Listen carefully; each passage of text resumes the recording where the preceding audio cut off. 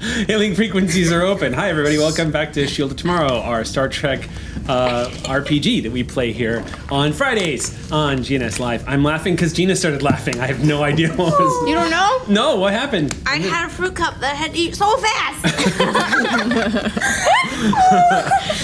Max was counting down and I was just trying to eat these fruit cups.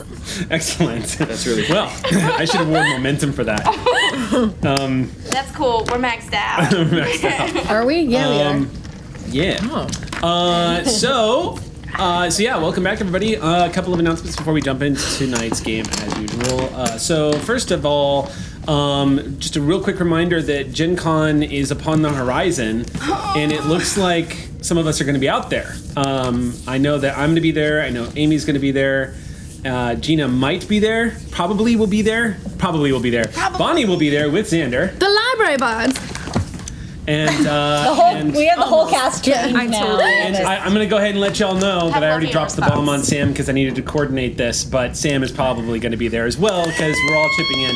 I'm going to be getting Sam out there. So you'll be able to meet most of us, and we're currently talking to Modifius right now about what we can do while we're out there. So we'll get you guys some information, and hopefully we'll have something... to report back to. But meantime, registration is open, and I'm going to guess you can still nab your seats in the GNS Live panel. Yeah, I think so. I think there's plenty of room, but you can register for it. I'm pretty sure we're on the main stage. I think I read that. And yeah, I don't know. But we're going to be doing, Amy and I are going to be on the GNS panel. So there'll be a lot of other GNS friends. I will be in the front row, just like so happy. Squeeing. And any shows that you see that are listed as Dungeon Master, that's where you'll want to go to see Library Bard. Yeah, Library concert. Bard. Are y'all performing out there? Good tip. Yeah, we're doing 3 concerts at least. Maybe up to 6, depending on how many shows are getting sold out. You are a slacker. 6 concerts! Wow. I'm ready. Give me some coffee. Yeah, so really, that's the only... That's really actually the only big announcement, was just a reminder about Gen Con, which is coming up. Sam, of course, is miserable about this. He's extremely unhappy. He has been voicing. Sam is going to reboot the economy with how many dice they're going to buy. You're welcome, America. And welcome back, Hector. Good to see you again. Good to have our captain back. Miss you guys. So we're going to keep it brief and jump into tonight's game. And if we can remember any other announcements, we can just throw that up at the break. But I think, yes, Sam. I'm going to Gen Con and I'm excited! Yeah. I could see that. Yeah. All right. A little bit. Well, without any further ado, let's go ahead and launch into tonight's episode of Shield of Tomorrow.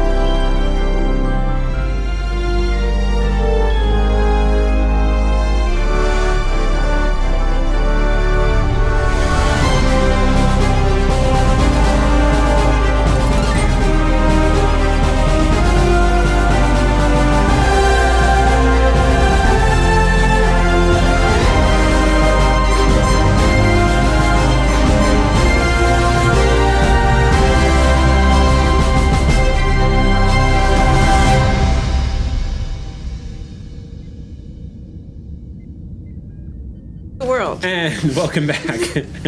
All right. So let's go ahead and launch into tonight's episode. So last week was both a time jump and a discovery. So we jumped 1 month after the previous episode to accommodate for the major refit that Sally Ride had to undergo. Sally Ride got her crew. She got a few new personnel brought on board. I also, Hector, just to catch you up, everyone got an ARC milestone. So Sally Ride got a big upgrade, including you guys have now a full complement of quantum torpedoes on board.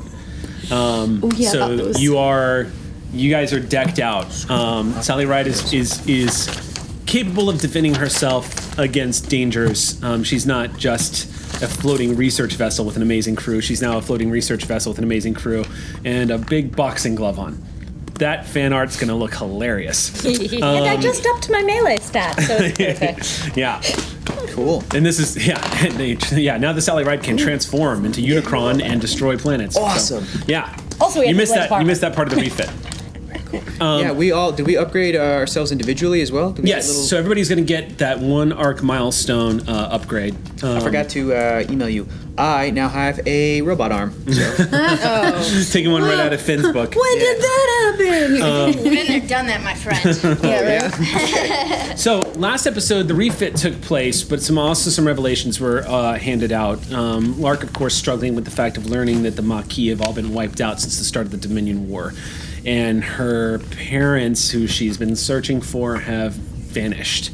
I mean, you never really knew where they were to begin with, but now it seems like finding them is going to be worse than those scenes in American Tail where they just kept missing each other over and over. Do you want us to cry right now? Yeah, sorry. So Lark having struggled with that, there's also a lot of other issues that are coming up with with the time lapse that the crew of the Sally Ride has undergone because of the time freeze. There's been a lot of changes that have taken place. General Kargan has stepped down and is no longer the general of Narendra Station. And that has been given to Kolar, who has been made captain of Narendra Station. Kolar apparently also has let go of his blood feud with General Kargan, having realized that Duras manipulated him into trying to get Kargan assassinated as a way of sowing chaos and covering up the illicit activities that they were conducting on Narendra Station. The galaxy, you guys have all had to catch up with everything that's gone on in the galaxy. And it's been a lot. It's not just for the bridge crew, but for the Ox crew, everyone learning, getting in contact with their families again. Hey, I'm not dead. Reconnecting with the galaxy as a whole has been a little surreal. For you guys, it felt like 24 hours. But for the galaxy as a whole, it's been a little over a year and a half. The Dominion War is in its infancy, and the Federation has been taking heavy losses. The Romulan Star Empire has signed a non-aggression pact. They are not going to get involved with the war, which is a devastating blow to the efforts of the Klingon and the Federation. It's a dark shadow that's been cast over the galaxy, and the Sally Ride has been ordered to remain at Narendra Station for the time being and function as Starfleet's presence in the Shackleton Expanse. Meanwhile, all other Federation starships have been recalled and are being placed where they are most needed, including the USS Dauntless. So the Galaxy-class starship, which took punishment with the battle with the 2 Covort classes, has withdrawn. You are all, save from some civilian ships, you're the only Federation starship operating in the Shackleton Expanse right now. It's a lot of expanse for one starship, but Sally Ride is what she was built for. We're used to it.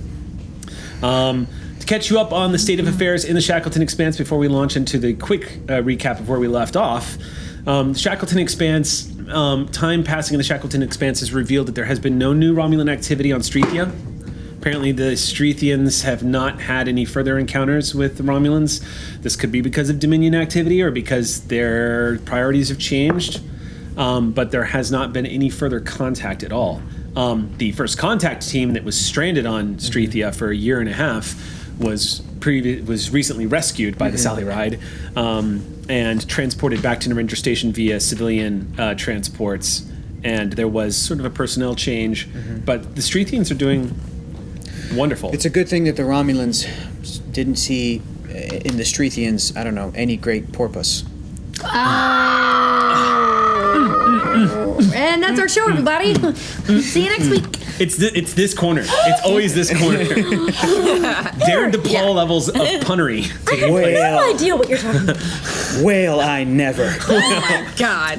Darren DePaul levels of punnery. So what are you talking about? Slap something. Sorry. So, as y'all remember, of course, the reason why is the Trillium deposits on Strethia were a very attractive target for the Romulans. That was going to help encase their singularity cores and protect them against the anomalies in the Shackleton Expanse, which have dimmed ever since the events of the time stoppage. Where we last left off. Okay, good. I had a good pun, but now the time has passed. Sure. Yeah, I'm dull finished. It's good. Sorry. We're That never was gonna like get a through sneaky tonight. one, too. I know. It's never going to get through tonight.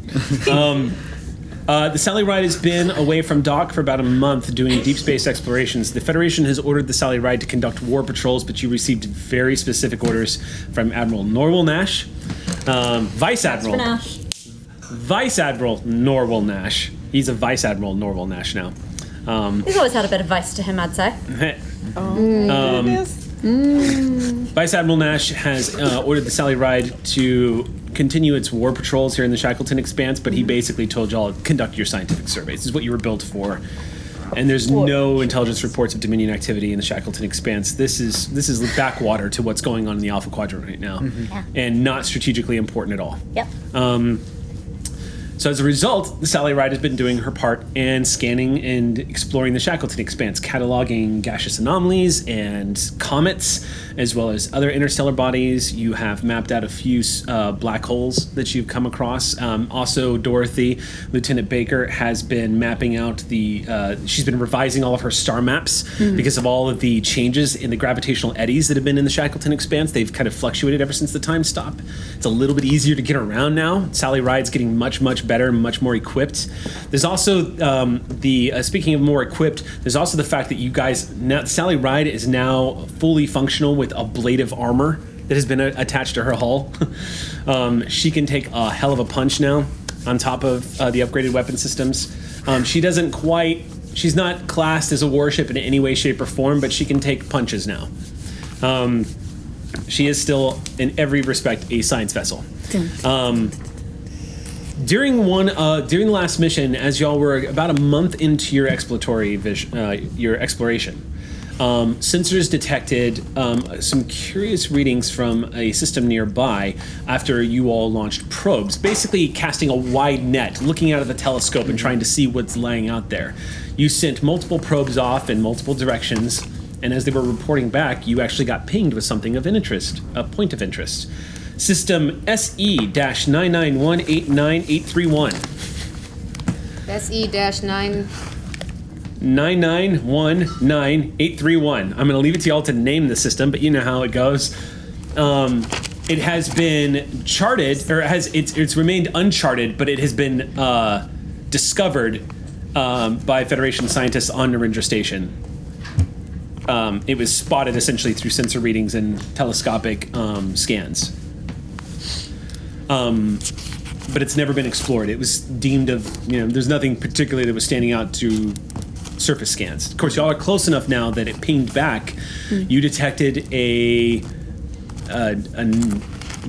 two planets in the system, but the big thing that caught your attention was that there was a piece of debris, a non-planetary piece of debris that was located in the system that would indicate something like a satellite or some such, clearly artificial in its construction. Sally Ride entered the system and scanned and discovered it was a main sequence. It's a star. It's the star of the system is a main sequence star. It's type O. It's a blue star. 16 solar masses. There are 3 non-stellar masses in the system itself, including an M-class planet, a dwarf, a micro-dwarf planet. It's about the same size as Pluto, and then the artificial structure. Martinez, deeply curious about the artificial structure, decided that would be the first place to start looking, as it might give clues to what was happening on the M-class planet, which surface scans indicated was completely uninhabited. There was no life signs on the planet. You guys approached this huge structure and discovered that it was amazingly huge. The structure is easily the size of Starbase 1, if not larger. You could fly the Sally Ride inside the tube of this structure itself. It looks like it was torn away from the main body of whatever it used to be attached to. Whoa. Blown off, perhaps. Ripped free, or a detonation of some kind tore it free from its main superstructure. And it has been floating out. It is not orbiting anything. It is floating listlessly out in between the orbits of the planets in the dark of space. And the only way you would be able to see it is when it occasionally catches the glint of the blue the light of the blue sun. That fan art, though. Yeah, man. Oh man. You don't see too much landscape Chills. for the Star Trek stuff, but when you do, holy hell. Yep. That's pretty amazing. When I zoomed in and saw our ship, I was like, Yeah. that's dope. It's gorgeous. Yeah, it was an amazing piece of fan art. We get incredible fan art, and that one definitely stood out as a. We are so blessed. You guys managed to. Martinez, after a scan, decided that it was going to be safe to send an away team. You guys beamed on to the station. It was in pure vacuum, and discovered that this place is thousands of years old. It is the remains of an interstellar species that apparently had built a space station at some point. You actually managed to find a preserved member of the race. No way. Trapped in a spacesuit, pinned against one of the walls in what you believe may have been a med bay at some point. They suffocated. 2,000 years ago. Yeah. It's fine. We can't save them at this time. This recap is epic and amazing and serious, and I look over after every sentence, and Amy's like, "You're like thousands of years old, pinned to what could have been the medical bay." Yeah. Totally. Yeah, and Shishiro's has been doing her part to try to remain calm and not excited. You also, I know excitement. Amy is. Yeah. So you also managed to find, thanks to the ingenuity and talents of one Lark Sage and one Mala Ren, you were able to actually discover and activate a 2,000-year-old computer console, giving it power, and you were able to recover some data. That's our time to go. An incredible rolling on your part. You were able to retrieve data. Wow. You beamed the remains of one of these life forms back to sick bay in a confinement field to be studied after getting confirmation that it was no harm to the ship. And you discovered that it is sort of an ape-like hominid cross between, very ape-like, but also very reptilian. And it doesn't match. The closest it comes to in matching anything is the Voth, although it does not share the same genetic markers. But in appearance, it does kind of resemble the Voth. VOTH? VOTH, yes. For those of you who are unfamiliar, the Voth are a species that apparently originated on Earth and were the evolutionary ancestors of dinosaurs that evolved in the period between the rise of humankind. And check it out on the Wikipedia; it's pretty cool. Voth are pretty interesting. And in Star Trek Online, they are a pain in the ass to fight, but they make great science vessels. So, that being said. So that is waiting for you back on board the ship. You got a basic scan of what you could in the area that y'all beamed into. The station itself, you could spend, and you're more than welcome to, of course, days and weeks exploring the inside of the superstructure. A lot of this part of the station, or whatever it was, is completely intact. It's just been blown free and it's been completely exposed to vacuum. So who knows what lies inside this huge superstructure. That said, there's also the planet, which is untouched. The only thing you've managed to scan is that you do know that there are remains of a city somewhere down on the surface of this planet, along with a very large, unusual black scar that you can see from space. It looks like it would look like if somebody took just a stick of mascara and just lashed it across someone's cheek. It's just this black line that runs straight across, must be hundreds and hundreds of miles long. And we begin. What's that? What do I not know? Ellie, go ahead. Tell me. You gotta help me as a GM. It's cool. Continue. It's gonna eat me up the rest of the game. I'll tell you after. Yeah, I'm gonna have to listen to the pod. Yeah, I know. So It's a fun description. Oh, thank you. Yeah. So where we begin tonight's game is just hours after the away team has. Did I instill horror in you with the mascara description? Is that what it is? Oh. What is it? Oh, sure. Sure. All right, they're just gonna tease me. Yeah. I'm gonna keep going. So we're gonna start tonight's game. It's just been a few hours since the away team has returned. Matazi and everybody have been running scans on the body you guys got back. And the data that you recovered. That's what we're doing. Yeah. Now remember, the data that you recovered, the Universal Translator does seem to be able to get some foundations with the language it was speaking. Yeah. So Talon, I'm going to go ahead and give you some information here. Yes. So here's what you've discovered about in this hour-long time. What you've discovered about the station, and what you've discovered about the planet that's here in the system. The microdwarf planet is it's about actually it's closest to the blue sun, so it's got kind of the same orbit as Mercury would. It is not a very habitable planet, as Lieutenant Baker pointed out. It is mostly chlorine atmosphere. It's corrosive. Below average gravity, no life. Surface is mostly canyons and mountains with very little sunlight getting through.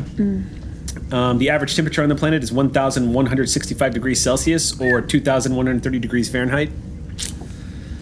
Planet is deep reddish hue, but when it's cast in a blue light, it appears to glow like a purple opal in space. That's right. Pretty. It's a jewel. Yeah, it's gorgeous. Iron and copper. But on the surface, it's hell.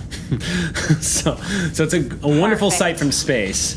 And you would probably suspect that it is completely visible from the surface of this world.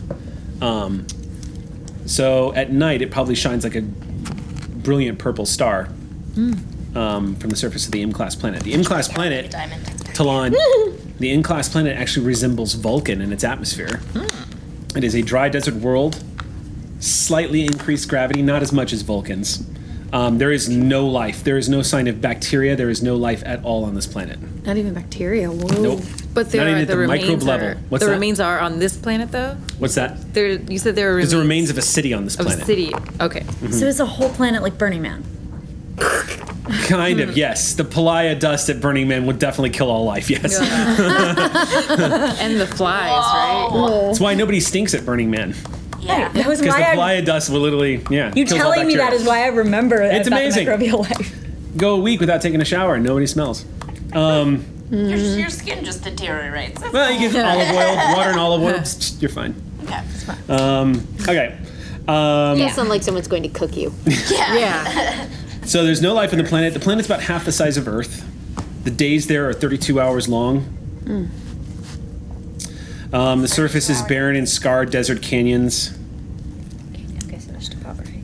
You're only really able to... Surface scans with the Sally Ride are only able to find the remains of one city on the planet. Although... That's it? Wow. Yeah. And it looks like most of that city is buried deep under the sand with very little exposed on the surface area. That does look like there were remains of settlements and other... there's evidence... It's inconclusive, but there's evidence that there was a large civilization on this planet at one point. But the only major city you're able to detect is the one that Sally was previously detecting. Is it near the, glassing? It's not far from it, no. I would say it would be about 600 kilometers from the glassing. Interesting, thank you. And you are able to detect that that is exactly what that black scar is. It is sand that has been glassed and blackened. What is the orientation of the scar to the city remains? It is pointed at it. Does it stop at the, or does it cut it Far in half? from it. Far from it. It It doesn't. stops far It's from not. it? It's not crossing through it or anything. It's about 600 kilometers to the east. Okay. Oof. Doctor would probably not be able to figure this out, but Shishiros would certainly be looking to our science officer and our chief of tactical here to sort of who was trying to do what? I am terribly curious to compare any findings we get on the shearing and destruction of the satellite and compare it to the amount of energy output required to do this kind of glassing, see if they're similar weapons, estimate the power required to achieve this. Do you think they missed this city or hit one that isn't there anymore? Not enough data yet to say. It is certainly the subject of my interest while you investigate the mystery of your own. So that's what I'm going to be studying in that Okay. time with yeah. Okay. And Talana's just super popular right now because everyone Yeah. wants her help with the Can science. we determine? Can we do a roll to determine what we can discover from the computer data that we? Yeah, we're definitely going to get to that. Y'all, Okay. I'm guessing that's going to be your project. This is what And we're it- doing. By the But, way, however- Jiv at one point is going to look at what y'all are doing and go, "Yeah." And I'll be an intern. Like, this is not. This is not what I It's do. one. It's one. Yeah, he had to. This is definitely not what I do. Oh, I could borrow him. Or What I was also gonna suggest is like we've got what we could off of the console from the station. How cool would it be to also go down to the planet and see if there are more computers? Just more, because we didn't get very much from what we could because it was. There's also, corrupt. and of course, there's a lot to explore in that station too. So there's a lot of ripe areas y'all could explore. All right, everyone, It's up to split y'all. up. I'm just kidding. Yuliga, you want to say something?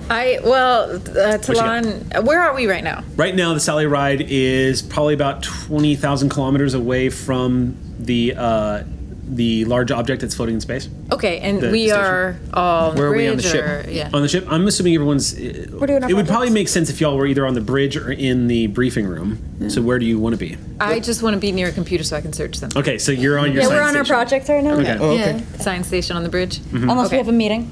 Do we have a meeting, Captain?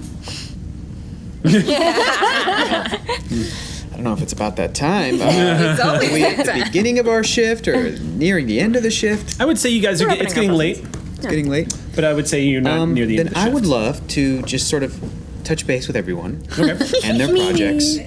So let's go ahead and do captain to senior staff. Aye, sir. Yes, Captain. Yes, Captain. Yes, sir. Join me in the briefing room at your earliest convenience. I'd like to go over the events of the day. I'll do it right over. Yes, sir. Yes, sir. Can I try Okay. to do the search that I was trying to do really Yeah. quickly? Yes, I'm like absolutely. Lieutenant Commander. I have so little Take time your to get my time. pencils and paper ready. I'm gonna slowly walk over to the briefing room. Thank you, sir. I was in the middle of something. Rue just Yes. vaults over you. And just, Yeah. all right, so go ahead and make your. Commander, did you want to head in there first? Go ahead. What was that? How are you early to the meeting that just got called? It's amazing. Rue, stay ready. Emergency transport. Need So- a sight to sight. Yeah.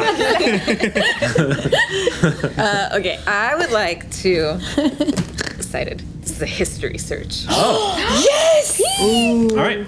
This is your field. I would like to search our. quick question. Yes. This is the first time. Aside from the artifact, and I remember, isn't this the only other time Talon has ever been able to use her anthropology specialty to really start it? Yes. I mean, basically, yeah. Okay, yeah. I can't think of any other time. Yeah, yeah. Just curious. Also, It's time. Did This it happen is- in Time Waits for No One? What? Which one was that? Time I waits thought for- it's been I might called have, at least yeah. once. It's time to Maybe. anthro What would you like to do? your apology. Okay. Well, I remember in one of my anthropology classes hearing about the Zindi incident that happened way early in the days of the Federation. There was a group of species called the Zindi who were set upon destruction of other planets, and they used a weapon that could potentially would have caused the type of scarring, except it just with some differences. Like the weapon probably would have been more destructive, but maybe if this is a prototype or this is an early version of the weapon and they were trying it out here in the Shackleton Expanse. Do the Maybe. Go ahead, No, and keep this is going. going to be I would say this is definitely going to be a science roll, yeah. Make a what? What? So you're using the Sally Ride, so you're going to get a reduced difficulty. Beautiful. Oh yeah, and takes She is going to roll her standard science roll. Let me pull this up here. So yeah, so sensors and science. Low. Sensors and science for the Sally Ride. And I'm reason science Your reason science and with my Exo Arco. reduced the reduced difficulty. I'm reducing the difficulty down to 4. Oh wow, that's still pretty hefty. Yep. You want another 2 momentum? Kind of do. Okay, we're spending another 2. We're down to 3 momentum, Do people. it. Do it. I'm All right, excited. go ahead and the make your thing. roll. I'll If hit it's something. not We'll get this, a Here, hand you back wanna in borrow that one of time. mine? fine. But I'm just. Oh, I have one. Thanks. Okay. Do the science. Oh, take good. Okay. 1, 2, What's the word? 3, 4, 5. How'd you do, Gina? Sally? Sally's sleeping. Sally's Sally's working with Mala and Okay. and Lark on code. So 5 Sally's successes to busy. gain back that momentum. Yep. So scanning it, from this distance, Sally has no problem scanning the scar itself. You're detecting faint traces of radiological effects in the area. Looks like remains of. It's like a radioactive aura, and everything that the data is telling you is that at some point there was a catastrophic nuclear explosion. If you want to know any more information, you're gonna have to burn some momentum, but it does give you an idea that scar itself is hundreds of miles wide. Science officer. Yeah, do I get a question for that? Yeah, you get one free. Okay. Do we have, well, if there's radioactive, we could figure out the date from that. Isotopes. Yep. I'd like to do that. Okay. About, it looks like it happened a little over, let me pull up my notes here.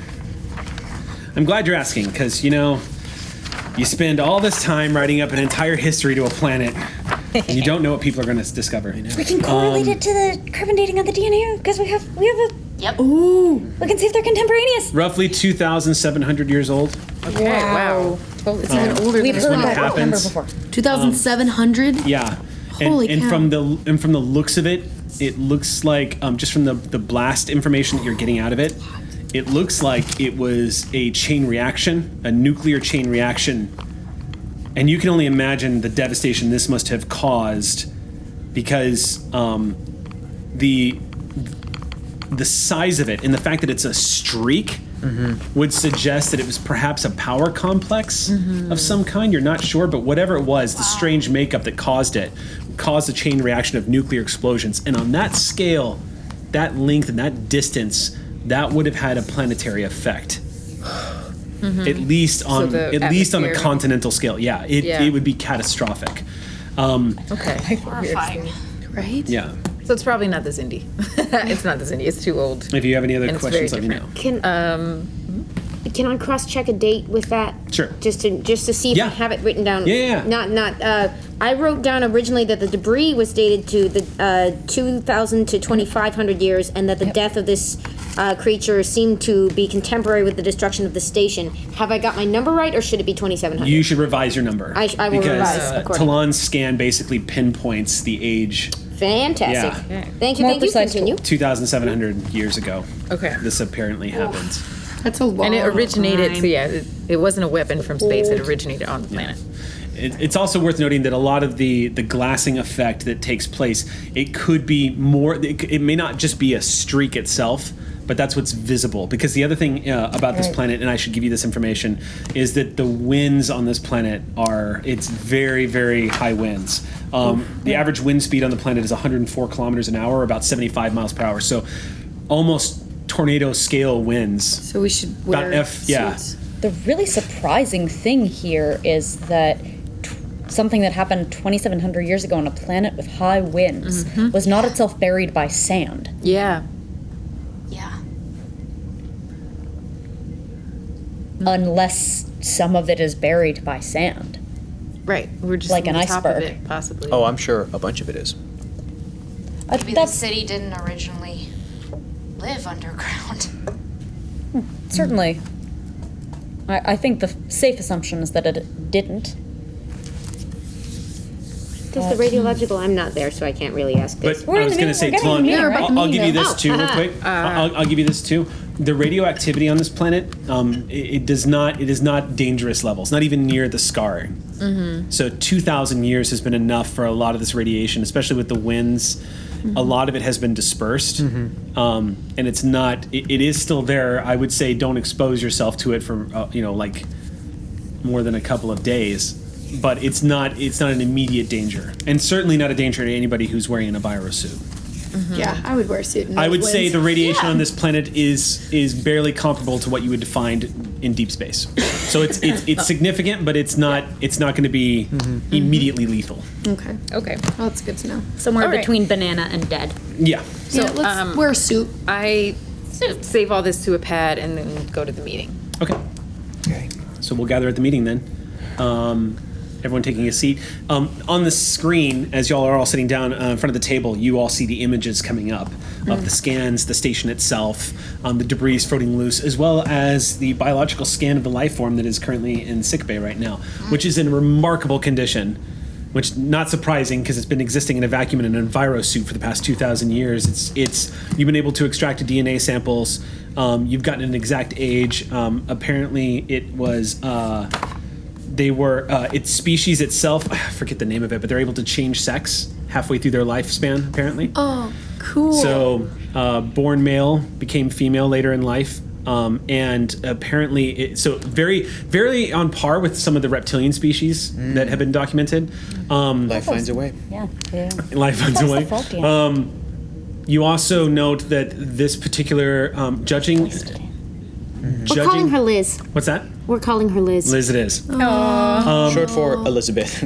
Lizard, obviously. Lizard. Lizard person. I didn't get that. Yeah, I didn't either. I was like, oh, Elizabeth, that's a nice name. So Just in the middle of the meeting. anyway, so she was probably in Earth equivalent. She was probably in her early 30s when she died. It was through suffocation. It looks like she died in her Enviro suit. She probably survived whatever destroyed the station, managed to make it to the Enviro suit before concussory explosion set off the rest, and she got pinned. Judging from what you found in her Enviro suit and all of the data that you've been able to get back, she was probably at least a nurse, if not a doctor. And it looks like there's a symbol of rank on her suit as well. I will make sure that gets passed to the people deciphering the language and Indeed. That's a logical process. But the Enviro suit is quite advanced. It's on par with you guys' suit. It would have to be to protect it for this long. Yeah. But there was no, for example, there was no radiation detected inside the suit or anything like that. It's managed to contain itself. She would have stood about 6 feet tall. And judging from the physiology too, they were quite strong. It looked like this species had arms that were just slightly longer than a typical human's, perhaps. And true to many of ape species on Earth, had a very deceptively powerful upper body. I love her. Ooh, I just thought of something. Oh, yeah. You do see signs, also in your autopsy, you did uncover signs of wounds that had been healed. Expertly done. Also, from the looks of it, it wasn't quite, the medical technology doesn't look like it was quite on par with what you guys have, because you can detect all of the incisions and whatnot, but judging from the autopsy, this person, she had been wounded many times throughout the course of her life. And some of them look like energy weapons may have been used on her. She looks like she may have had a stab wound here or there. Liz is a badass. Has the meeting started? Sequential hermaphroditism. Thank you. Oh, very cool. Thank you. Thank you. There we go. That was gonna bug me all darn day. That's I awesome. used to know that off the back of my head when I was studying biology. And I Yep. don't remember it anymore. I also did it. Was driving me nuts. There we go. Were you somebody right. who studied biology because you were inspired by a movie like Jurassic Park? Like, oh, that's No, cool. I was studying biology because when I was in Montessori school when I was 5, someone handed me a rubber dinosaur, and that was that. Yeah. And then that led me to, when I was in my 20s, that led me into marine science, and then I became a writer, because What is that's it what like you to do be next. so good? Be so good? Why are you so good? Sam, is that sequential as opposed to parallel? Sequential happens In the at lifetime. some point during the lifetime. It is a form of environmental sex determination. Other And they can kinds also include do it- temperature Cool. And and species, nutrient availability. Super dope. species can also do it when they have the absence of other members of the sex that they Life. need Why? to propagate the Nature. species. Much more interesting and complicated than you think it is. It's true. Oh yeah. Even on this planet. This planet's amazing. Yeah. I love this planet. Yeah. That's all. It's pretty okay, cool. I'm not a nerd anymore. You're going to go back to Rue now. Science, Deception check tactical. failed. XOXOXO. So yeah, here we are at the meeting with all the information up on the screen. We could just Sequential great. hermaphroditism. Jib just goes, of course. Wow. Quite remarkable. Have we had any luck on deciphering the computers? We're working on it. Working on it. We're As using- Mama looks up from the piece of paper and pencil that she grabs from the meeting every time. We're both using the universal translator and an imaging translator. We're double booking it. We're double it and then. We're working as a team. Burning the candle from both ends? Thank you. Okay. That's what you do. No, we're using both the imaging dangerous. translator and the universal translator to get it. Is what I meant. Great. Applying all available it. tools. Thank you, Commander Rue. There's a lot of text information, and there might be, from what you see, there might be voice recordings or logs, perhaps, Oh, could we listen to one? It's possible if it's salvageable. Oh, It is.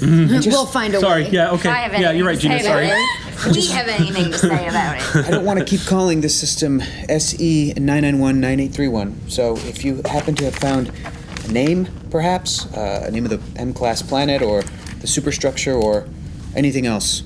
Not sure yet. Doc found a rank system on their uniform. Really? I don't know what to compare it to, but Liz here, she seems like she was a medical professional, led an active life. They had medical technology not on par with ours, but very advanced for being out here in the middle of nowhere. Had to have been, yeah. But no names yet. Okay. Well, let me know so that, again, we can stop saying SE 9919831. Just a bit of a mouthful. Lieutenant Commander, any update on what the source of the scarring could be? Yes, I believe I have almost definitively ruled out that it could have been an outside weapon of some sort. I was curious to see if this was a prototype of a similar weapon that was used in Federation history. I'm not sure if you remember the Zindi event. We learned about that in our exoarchaeology class. Right. You may have missed Zindi. several of those classes. Probably. Sure, yeah. I was more interested in other aspects of history, but that is still relevant. So what was your hypothesis? That it could have been the Zindi? No, I do not think so. I believe that the scarring that we are witnessing happened either above or below the surface, but it originated from the surface, and it was a series of nuclear reactions. Wow. It is possible that we are only seeing the top of that as well. Tip of the iceberg. Yes. Commander, any insights? Well, if it wasn't an external weapon, that doesn't rule out that it was a show of force of some kind. True. Between warring Technology factions. this advanced, it could easily have either been induced through computer means. It Could could be have that a computer virus was introduced to cause this kind of Starfleet's seen explosive that. meltdown. Starfleet's seen that before, yeah. But it is quite a coincidence that is that date right? 2,700 years ago? Yes. That matches the destruction of the station and the death of my subject. Indicating that happened both places for a reason. Doctor, what about a weapon like this could wipe out all life? All life. Destroying life is not my specialty. It is possible that there was an environmental impact after the explosions. This scarring is hundreds of miles wide, and so that wide of a surface area to have explosions could have caused a lot of detritus and ash to be led into the atmosphere. Yeah. Even microbial, though? Perhaps, yes. Could it have been possible that denizens of this planet and this structure escaped? That if they were able to build this in orbit here in the system, that then maybe 2,700 years ago they were capable of traveling to another system? It would be helpful to get more data about it to find out. We don't yet have all the information to speculate as thoroughly as we could. I'm terribly curious about what did this. And my Even knowing subject- the engineering parameters of what could produce this degree of power would be helpful, Commander. Shiv, that's you, Shiv. You want me to do what? I have no idea what would cause that.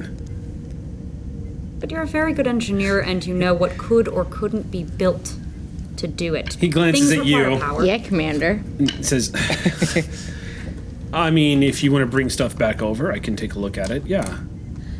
And Captain, if by chance there is, You detect a spike of anxiety. Which is why I'm giggling at him. and Captain, if there is a chance of going planet side, if Mal and I could search for more computer consoles down there that have Absolutely, not yeah. been in the vacuum of space, we might actually be able to. Or separated from the main computer. Exactly. We actually might be able to put the whole puzzle together, like, easily. Is that the next Yeah. step then? Is to head down planet side, see what we can find? Sounds good to me. I believe that will be helpful in collecting additional data. Okay.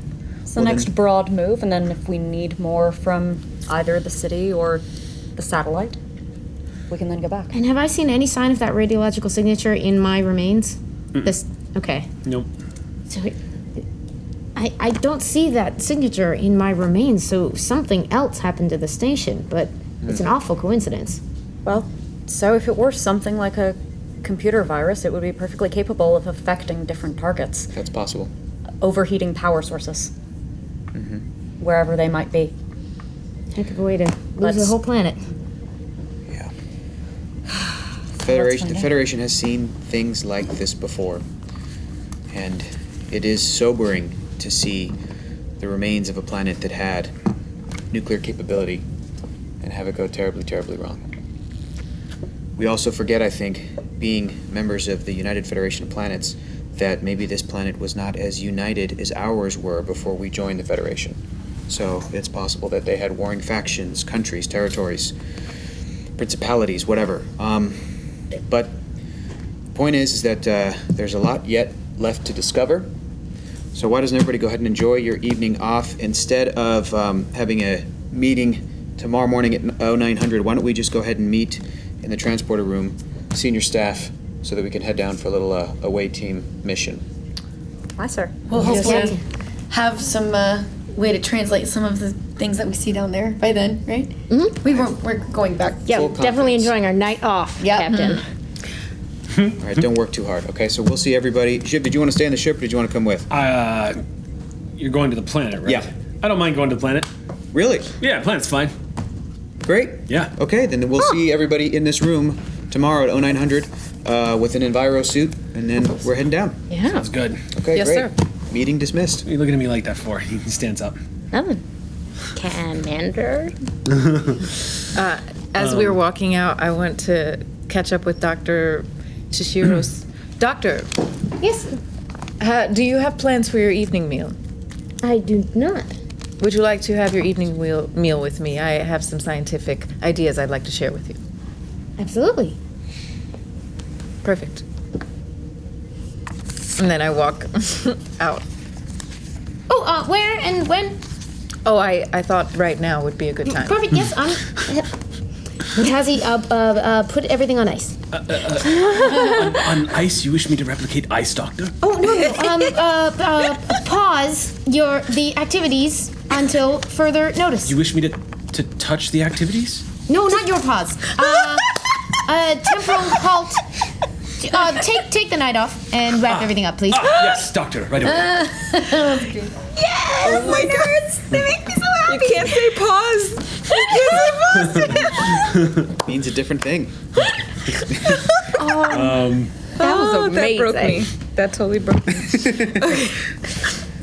Oh, okay. See, the universal translator does not offer guarantees. Sociolinguistics exist. Okay. So the two of you go. I'm guessing the two of you jump back on your on your project. Oh yeah. I'm not going to make this an extended task. Y'all are successfully starting to break down a lot of the nuances of this language. It's very interesting. It doesn't resemble any language you guys have seen before. So what we'll do, why don't we just go ahead and get this out of the way now? So why don't we do just a base roll? Okay. Okay. Control. Whoever wants to. So first of all, what you're going to need to do is you're going to need to pick which one of you is going to be the primary roller here and who's assisting. Do they get to know what our attributes and disciplines you're Yes, using? get into that. 11 and 4. This is going to be an insight engineering check. Insight What? engineering. An insight engineering check. Ooh. And the difficulty is going to be 5. Ooh, ouch. Oh, wow. The difficulty's what? 5. And Sally can assist with this. Yep. 14 is instant. So whoever wants to take the lead, insight and then I'll let one of you assist, and then Sally Ride can assist as well. Yeah. How about you roll, and I'll assist with Sally and me. And you. Okay. Okay, I'm gonna take 1 to get 3. It's 5, you said? Mm-hmm. Okay. And my focus in computers would apply. I'm assuming. Yes, Cool. it certainly will. Ooh. Okay. Is a good idea.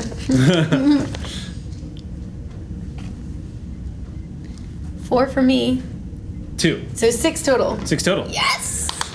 Okay. It takes a few hours, and it starts getting a little late into the evening, but eventually you do manage to establish a base code that will allow it to start constructing a language that y'all can understand. It's probably going to take most of the evening to do it, That's fine. as the computer is working it out. Even with the computing power of the Sally Ride, We don't do that. working through this language is going to take a while to sort of learn how to fill in the gaps and create what's missing. So while it's doing its thing, you want to grab a dinner or something? I'm really hungry. Yeah. I Okay. don't even know the last time I ate. It was definitely before going out there. Definitely then. Yep.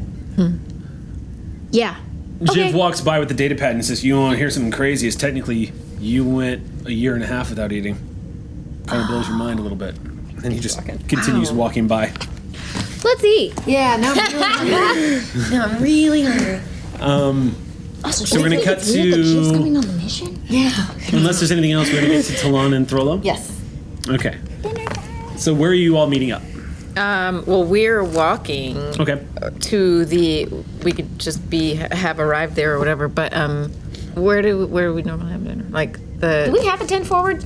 Yeah, we do. Yeah, you guys have Yeah. Officers' mess is kind of. There's a You yeah, have, there you have an officer's mess, Yeah. but there is a mess hall. mess hall then. Yeah, Yeah, it's not 10 forward per it's se. just like but a little it's, yeah, cafeteria, right? It's the Intrepid class Yeah. version, as you see. That's what I imagine. Yeah, Neelix's of course. area. So there. Okay. You walk in. There's a few crew members in here. All of them nod and say hello as you all are walking in. The Aux crew. Some of them on off duty, just now getting off shift. And as you all walk in, you find an empty table easily. What's on your mind, Lieutenant Commander? Is it about Bajorn's spirituality? Is it about Lark's family? Is it about your ancestry? Is it about assimilation? Is it about the new species we just discovered? Is it about the space astronomy changes that we're making for Lieutenant Baker? Is it about... It is all of those things. Well, you have touched upon something that does involve all of those things in some ways, but was inspired by the recent discovery of this specimen that you call Liz. We'll give her a proper name. I have adjusted to the very colloquial names that you give to your scientific specimens. After Jenny, I'm used to it now. It's not exactly what we learned at med school, but, you get far enough into space and you start making up a couple of rules. I imagine that it adds some comfort and familiarity to the work that you do. I think it does. You're very broad-minded. Am I? In a good way, that's a compliment coming from an Endorian. I understand. And I have changed very much in the past year and a half. I feel like you've just integrated new knowledge into your already considerable wisdom. That sounds like a compliment, Doctor.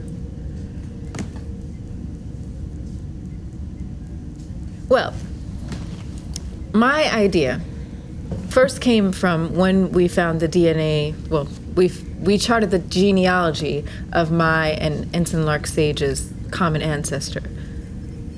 Because we do not have genetic evidence of this person or any type of DNA to work from, it did not seem plausible at that time. But now we have yet another specimen, another person from the distant past, and we do have DNA. And frankly, I am wondering if it would be possible to somehow use that genetic material in DNA to recreate a holographic likeness of this person and talk to them. Perhaps then we could find out more about their life and who they were. I understand this has been done before, but there was the added material of having that person's writings and thoughts and ideas to supplement and extrapolate what they might be thinking in the present tense. We do not have that for Liz. Yet, our friends are working on it right now. But we have an astonishingly complete sample. It should be possible to synthesize at least some anatomical and potentially psychological conclusions from it. And here's where out of character, Amy's gonna check on what's actually possible. It's You Star made a Trek, really fun so face. you can try it. I'm laughing because Aliza was making a reference to a Star Trek episode where, bless his heart, I love you, Jordy. Jordy! You kind of creeped on that episode a little bit. Yeah. Yep, that happened. That did happen. Nope, totally. Well, that's what I was thinking for you. You're like, I love her. Oh, you'd like to meet her, would you? We can arrange that. Great. Shipping you with a dead alien. Another first officer that falls in love with a hologram. It's inevitable. It's inevitable. Why fight? Because I'm Rue. Because I remember him and her, but I don't remember very much about how they did it. Yeah, I think it was because they had, it wasn't, They had a psychological profile. Yeah, it was in her Leah writing. Brahms. And we won't have the epigenetics, but like genome gets you a reasonable way. And Right. thankfully, every Starfleet crew has an assigned animator. So there's somebody that's like, my time to shine, and they're like graphic designing like the alien, and like, okay, they're gonna sound like this. And they're it's a gonna say future where this. money doesn't exist, so not much has changed for the poor animators. Yeah.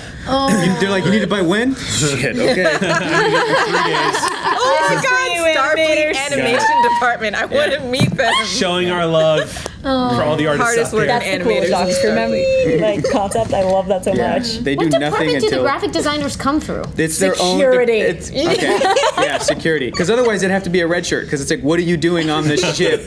Otherwise you're just hanging out. animated holograms, no big. Clearly, they're good at their job. All right? the design work Yeah. on the Starfleet Yeah. is Oh, amazing. yeah. Right?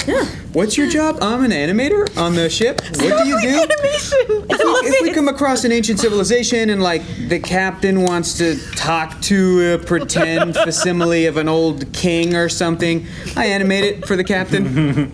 Cool. All right, great. If Dude, the but like, crew can I gets sick request of a the transfer? logos, That sounds awesome. if we're out on like a 5+ year mission, the crew gets sick of the logos. Like, I have to graphic design new logos for everything. I have on the no ship. doubt in my mind that the Federation has investigation teams that are Yeah. able to Yeah. recreate using holodeck technology. Yeah. I love this so To, much. you know what I mean? I have no doubt in my mind because they do this all the time. on that. Recreate dead civilizations. I hope man, Star they got Trek's dental. like- You guys Bringing it back in. You took classes. That was fun. With people Bringing it who back. did exactly that. Oh. Talon. Yeah. Yes. Right. Dinner. I did. Exoarchaeology. Redcotting that. You know they do that. That's They true. have to That's teach it. true. Yeah. Yeah. So, Archaeology, psychology. Yeah. Because we run simulations to sort of imagine what the effects of any given genome might be when we're trying to figure out. correct. Like, so in concert with the science department, I would love to work on this. Well, that is great. Perhaps we should get a new project going. I can assemble a team. If you can add any members of your med bay crew to the team, that would be helpful as well. Absolutely, I'm at your disposal, and Matazi is there, and we can stay up all night. We should probably get some rest for the away mission tomorrow, but Right. What are you eating? oh, it is plomeek soup. I knew it. It's just fun to say. Talon is very predictable. I love it. Routine. Real quick, Logical. you guys went to get some food too. Are y'all gonna walk in basically and Yep. see Talon Yep. and Throlo? Okay. So But y'all, they look engaged. We won't interrupt Yeah. their conversation. They have We're- their dinner, we have ours. before we get into this, we're gonna cut to Martinez, That's fine. who's going to your quarters as the end of the shift. Yeah. Yeah. So Martinez, walking into your quarters, you step inside. It's nice and quiet in here, and as the door closes, you realize you're not alone immediately. Welcome to my world. Oh no. You feel a presence in the room the moment you walk in and catch something in the corner of your eye, near one of your tables that you dine at. And a quick glance to your left, you see a Jim Hadar foot soldier What? with a blaster rifle laying across his chest and a big smile on his face. And as you spot him, and he just goes, "Captain!"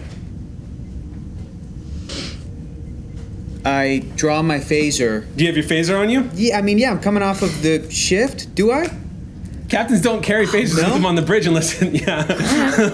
All right. But if you want to spend a point of momentum, I'll say a phaser is close by. I don't need a phaser. Okay. But it is. Who the hell are you? How did you get into my quarters? I'm sorry. He stands up and says, to his full 7-foot height, and says, I'm kind of, I'm the new exchange guy, so to speak, and I just wanted to mess with you. Hold it. He snaps his fingers.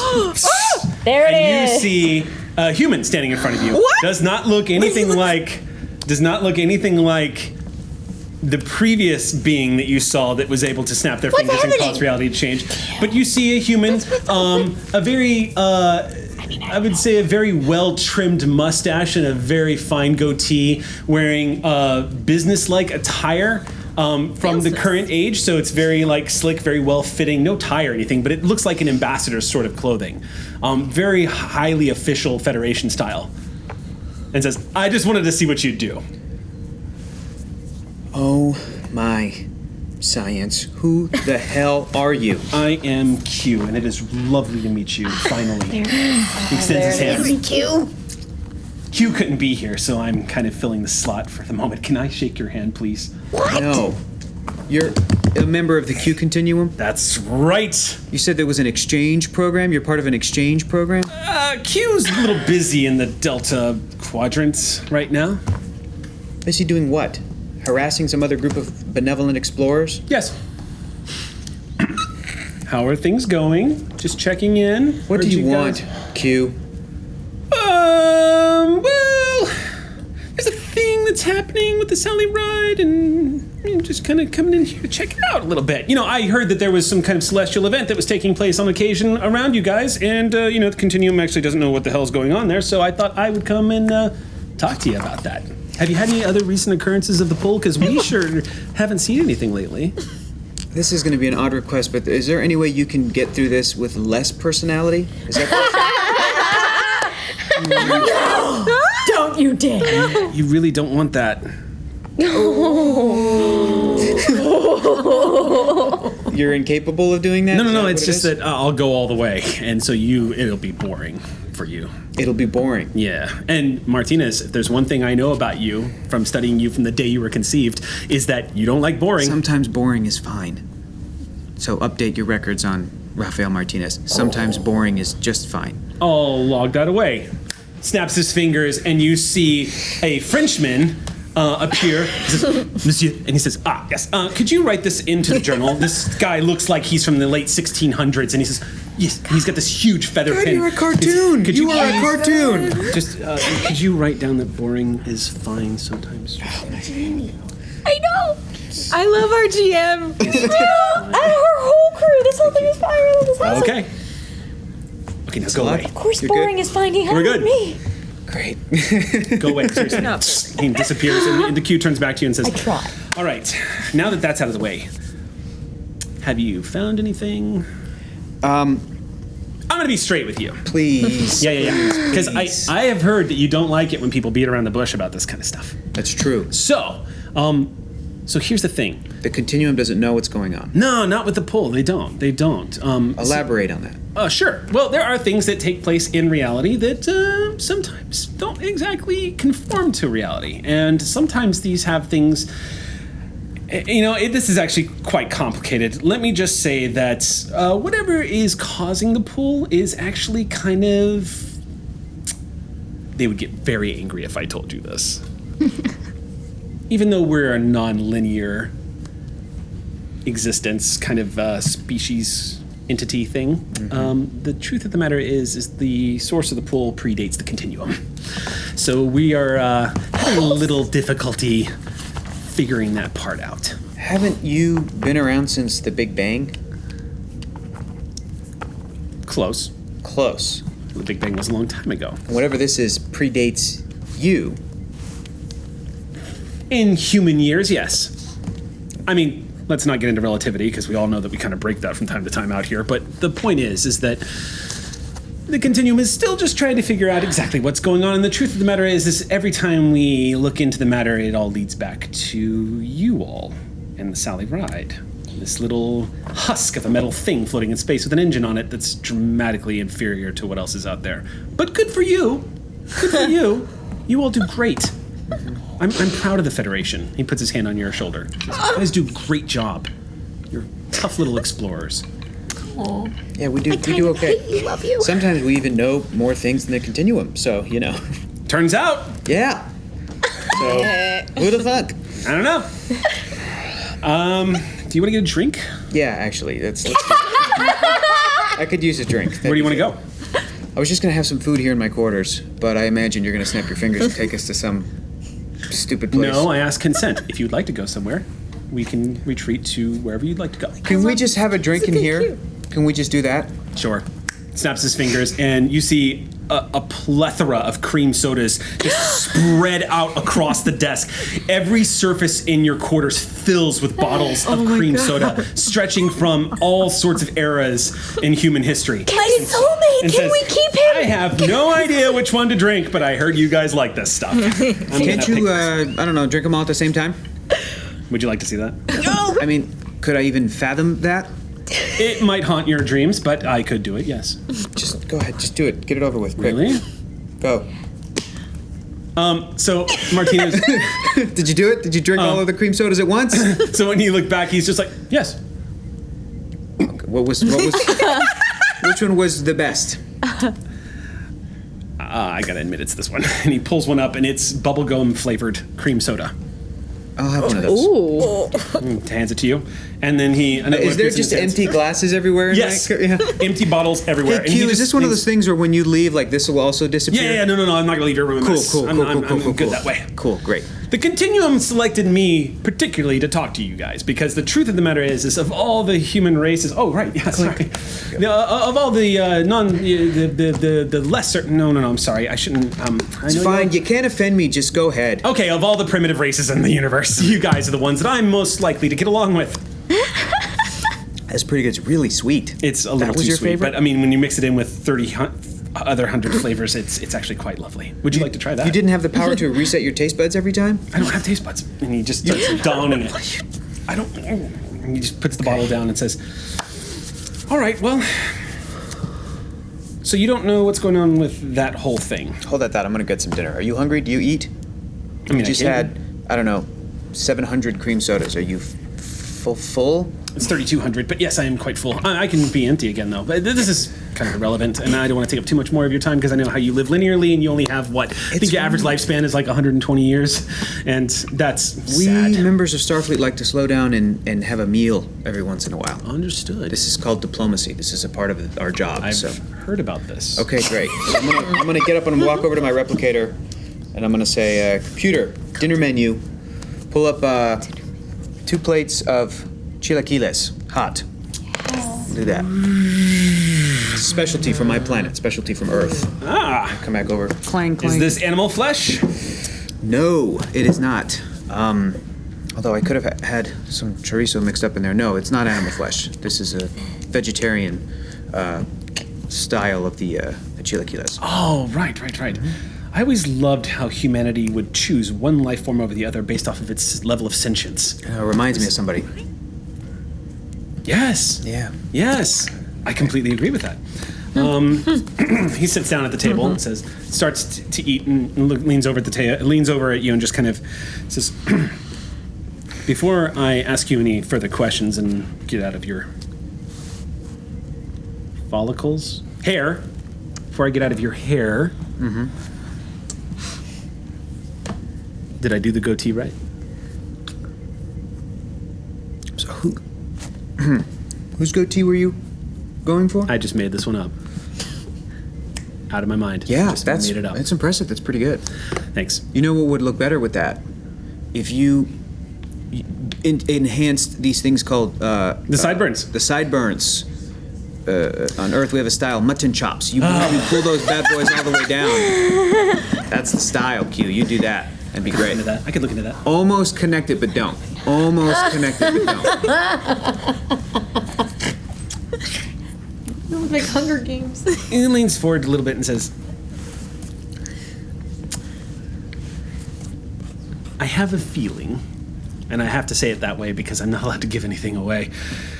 It's a real pain being omnipotent and dealing with lesser life forms, because 9 times out of 10, I have to pretend like I'm an idiot. Because the truth of the matter is even though you're all primitive, you're actually quite good at figuring things out. It's why you've gotten this far. And Q can easily disrupt the entire destiny of a whole species. We've done it before, and you'd be amazed at how many life forms have completely been wiped from existence simply because we accidentally said the wrong thing, and then they ended up destroying themselves. Not in this case, though. The planet thing you've got going on. That's all. That's up to you guys. But Great. what I'm trying to get to, Captain, is that you are very, very close to figuring out what's going on with the pull. And I, on behalf of the Continuum, wanted to let you know that we are watching, and that while we cannot interfere, we are very curious to see what you uncover. It's a polite reminder.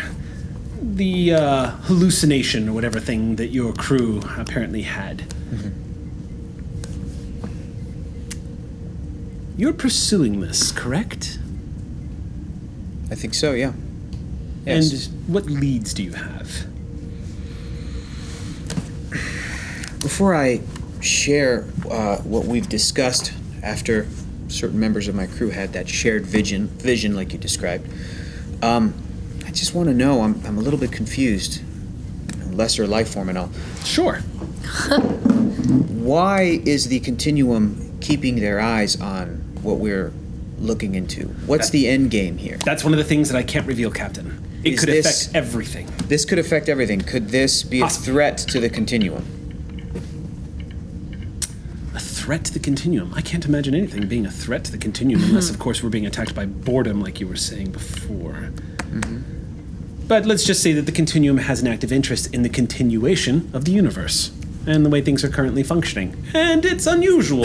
It has happened before. We have come across things we don't know about. And it's quite exciting when it does happen. I'll bet. Yeah. Being intrinsically linked and aware of every piece of matter in the universe can actually become quite boring, but when you come across something that you you've never explored before, as you well know, Captain, it's quite amazing. Yes, it can be. Is there anything that the Continuum can share with us?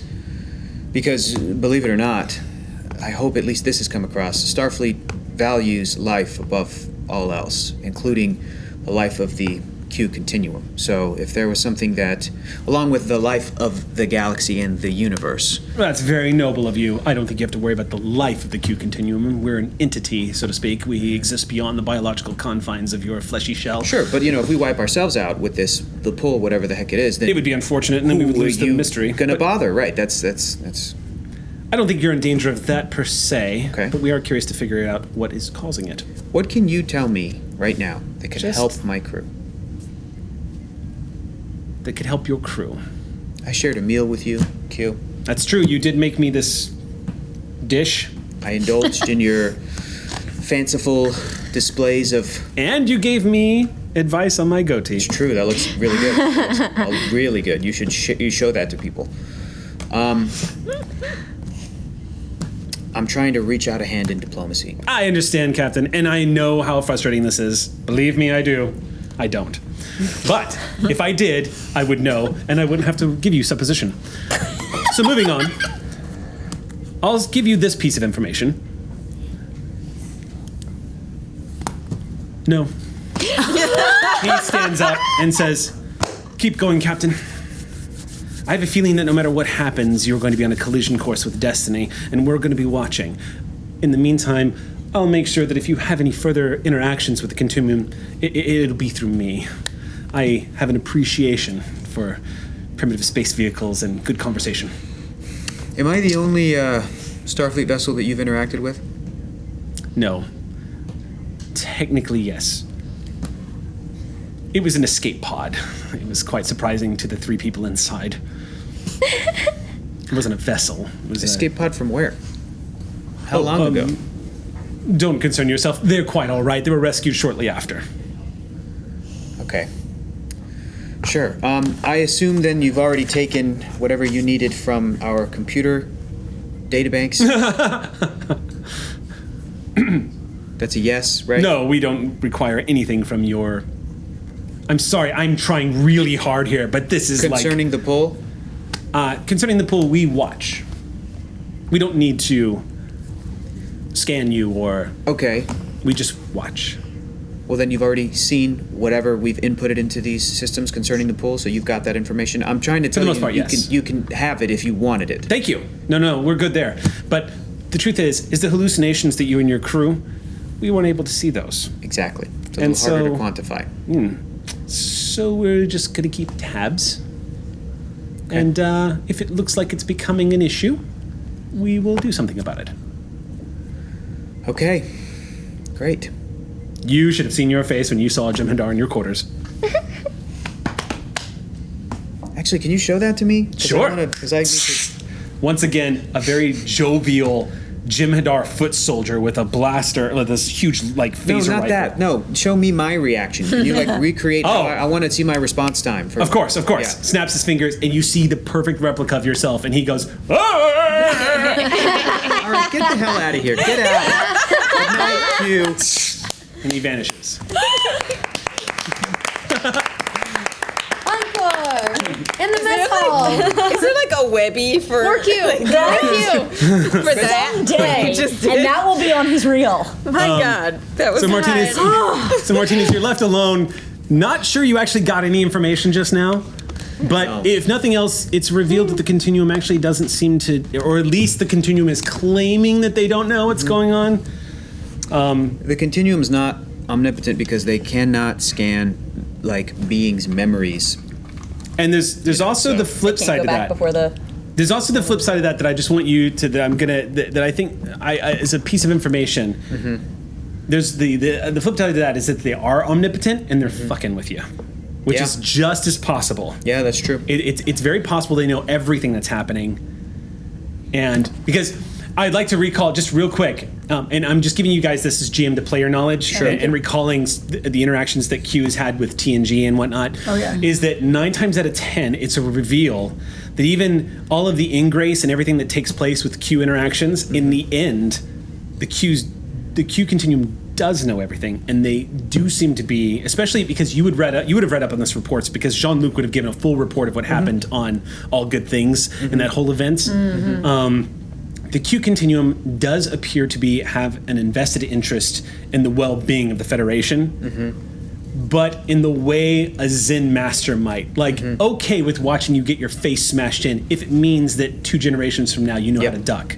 Yeah, there's been theories that the Q is humanity and members of the Federation, but just hyper-evolved millions of years from now. I've had a few theories too, And that they're able to go back and again, be Judge us. non-linear.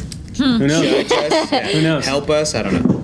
Annoy the shit Mess out of with us. us, Yeah. troll us. So, Troll. They're That's the best Yeah. argument that Yeah, they're. did y'all want a scene before we launched into the next day? Or do we want to go ahead and get to the away team? I guarantee you we just talked about So the two of you- computers and so- stuff. I think on purpose, probably not talking about anything. I think Or I at least basically I see would. you two basically spend the evening bonding Yeah. and sort of Yeah. connecting over everything that's happening.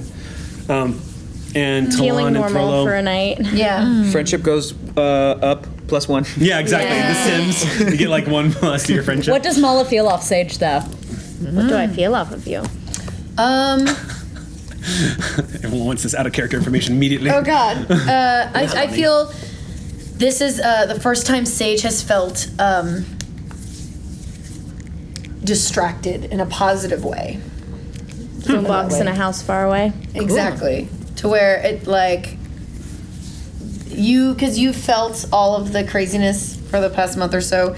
This is the first time where a new emotion has come up, which has been actual excitement and Yeah. because it's almost like trying to distract yourself while working on a puzzle, you know what I mean? Mm-hmm. So she's putting her full focus onto this. Sage, also give you real quick. Sage has been getting at the end of every week. Sage has been getting updates from Zadis, from Narendra.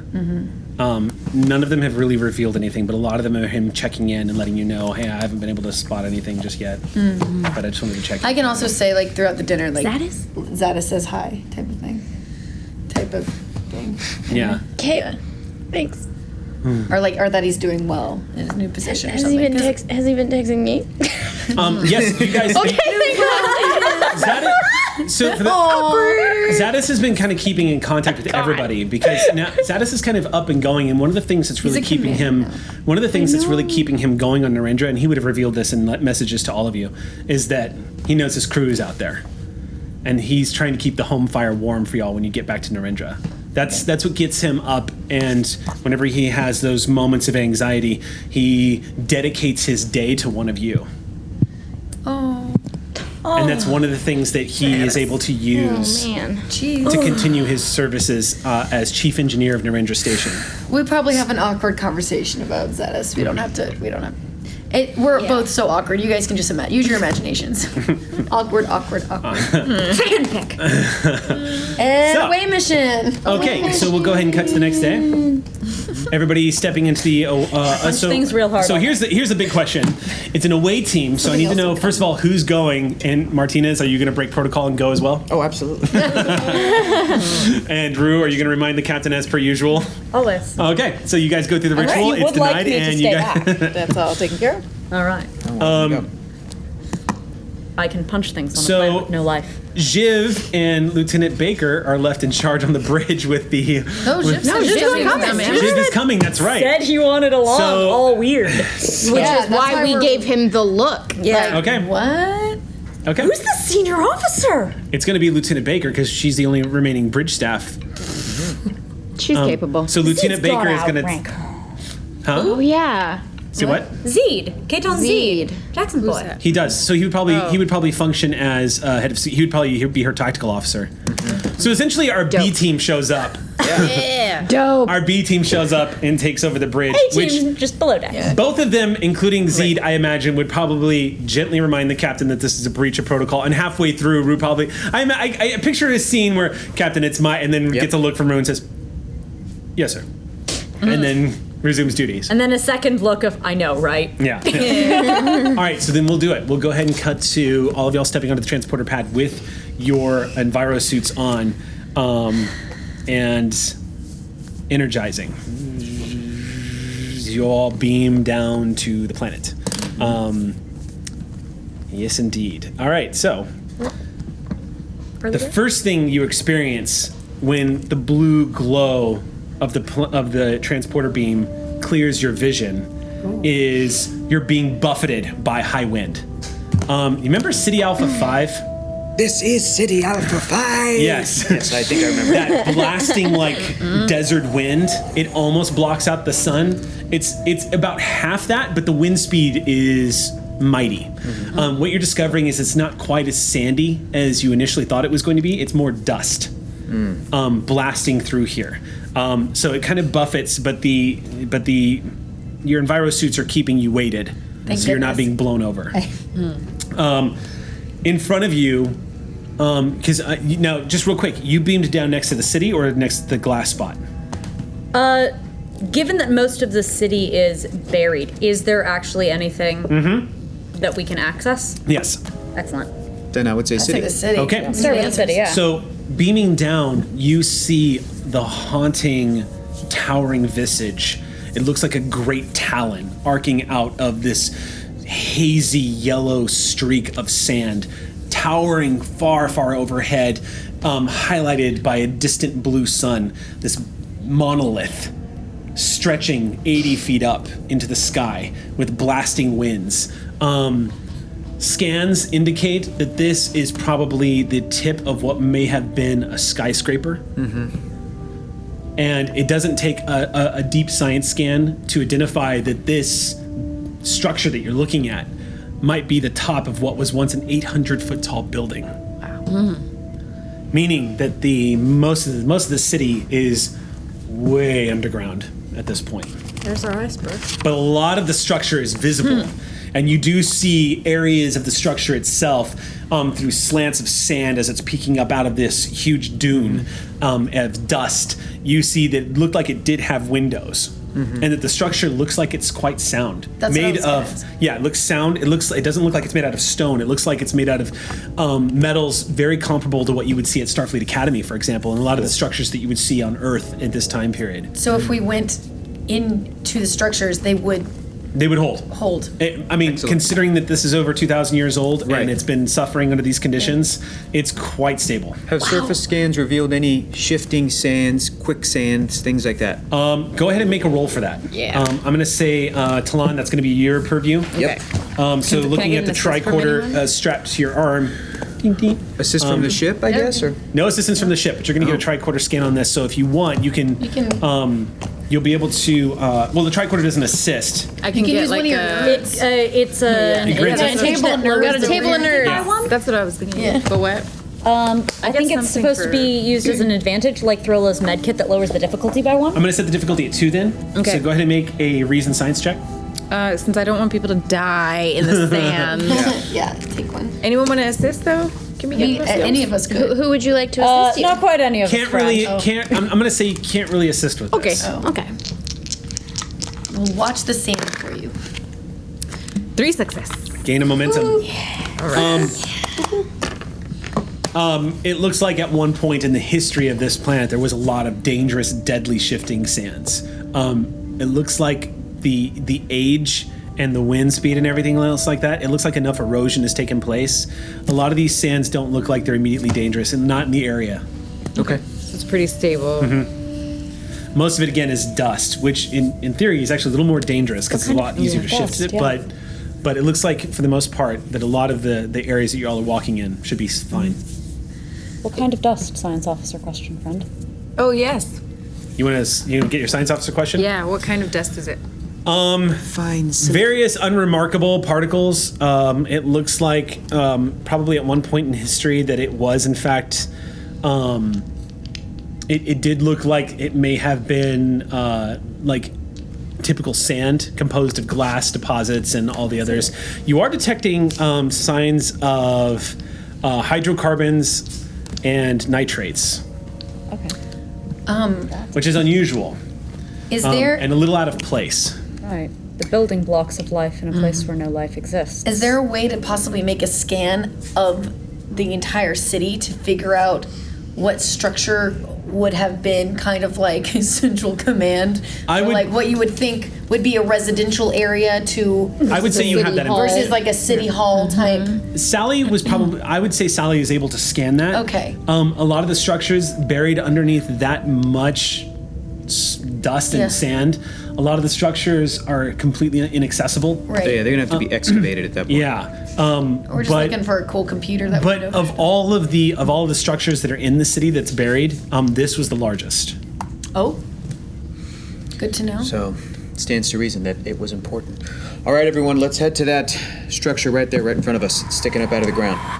You slowly trudge through this blasting wind, getting closer and closer to this ghostly image that's towering over all of you. When you finally reach it, you do see the wind has corroded a lot of the metals here.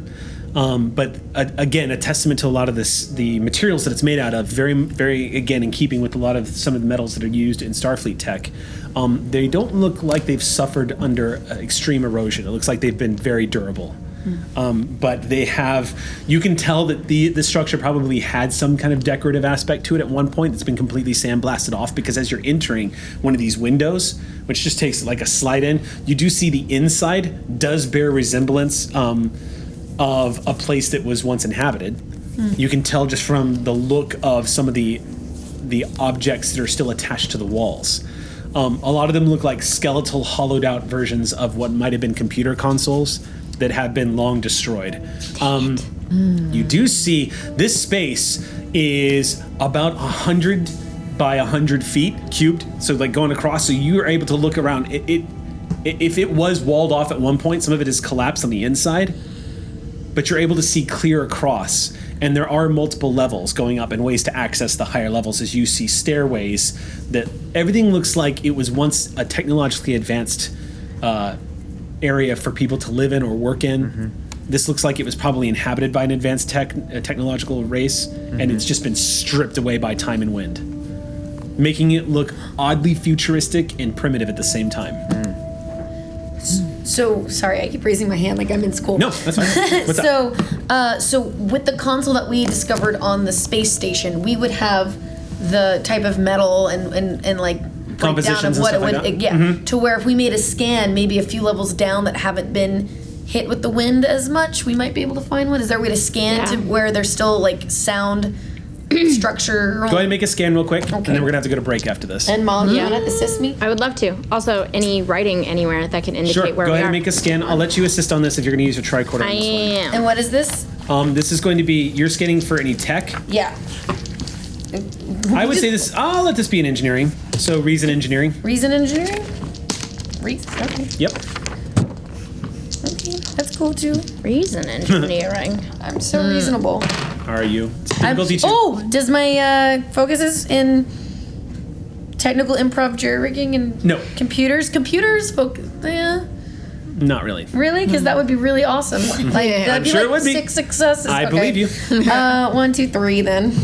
3. Only 3. I only beat the Only difficulty by 3. 1. Sorry. You're making me so nervous. This is the second time I've rolled one above the number that I need to get. Sage, towards the top levels, you actually are detecting areas of the structure that did not have windows, and looks like you're detecting places that actually might be somewhat untouched by the environment outside. Any writing anywhere?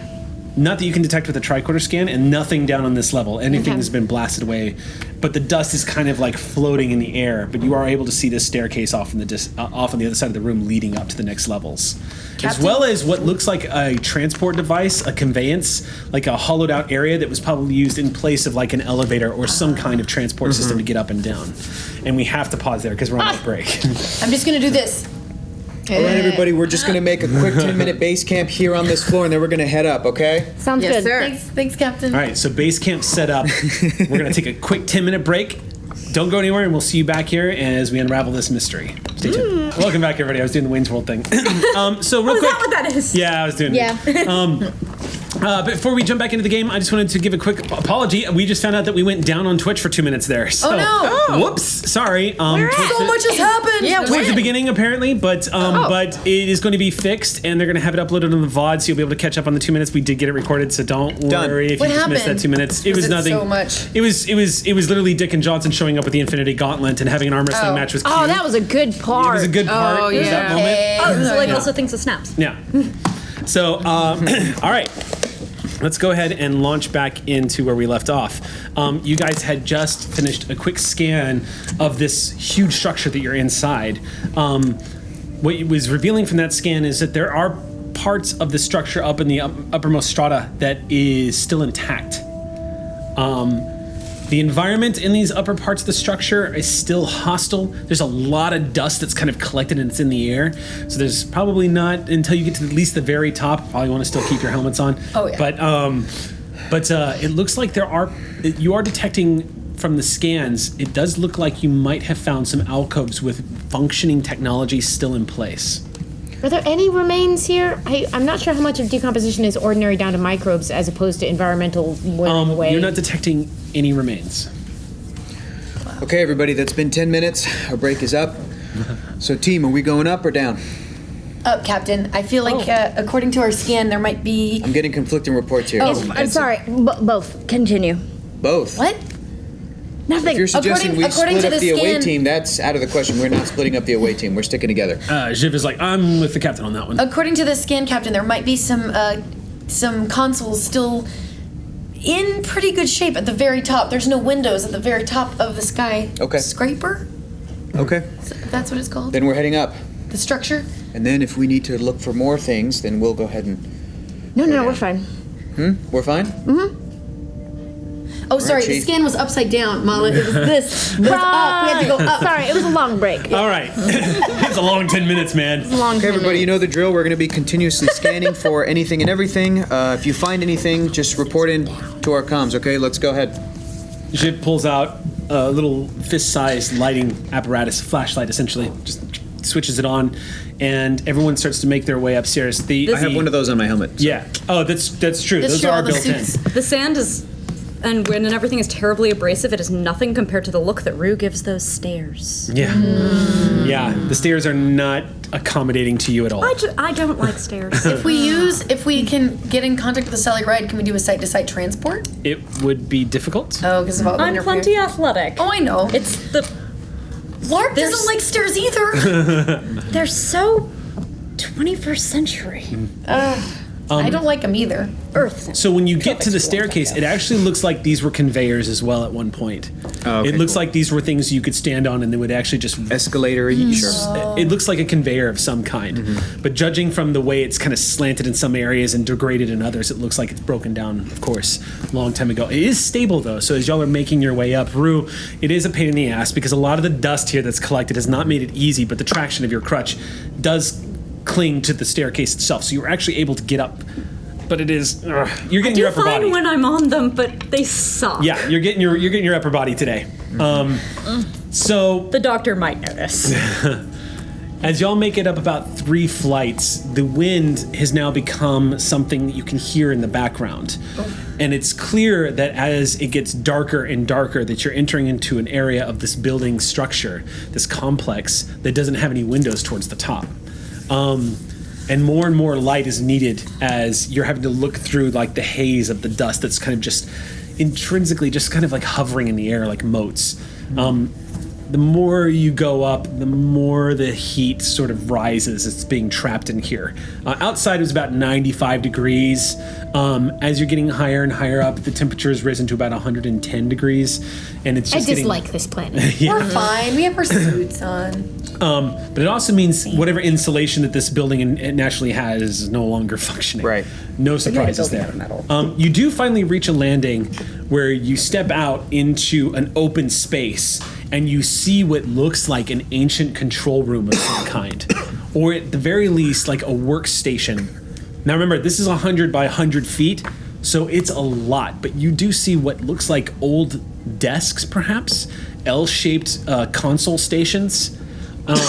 Nothing is on the top, but judging from like the way the dust is collected, it's gonna require a lot of investigation to find out what exactly was once on the surface of these. They are sort of made out of the same materials as the building itself, so they've managed to last. Oh, so And there's no actual consoles in them? You don't know. Oh. Just visually, from what you can tell, they're just covered in dust. Are there desk chairs? What's that? Are there desk chairs? There's a few chairs. Do they match the... Yes, they match the ones that you did see floating in the station. in form, but also in aesthetic?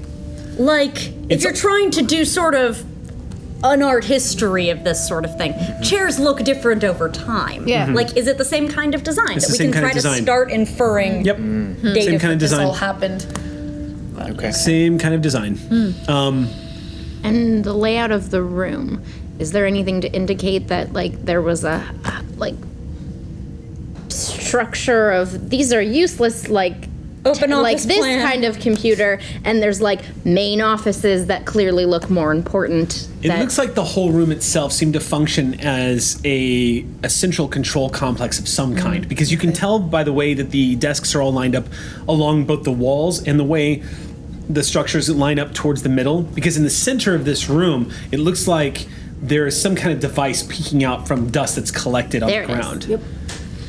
And then, of course, there is another room above this one. Ooh, double there it is. Talon, as an anthropologist, why would a building have windows and then near the top not? What kind of sociological hypothesis would you have about that sort of thing?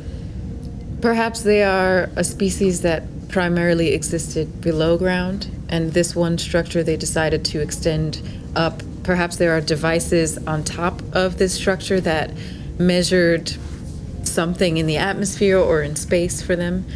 Perhaps this entire structure is an antenna.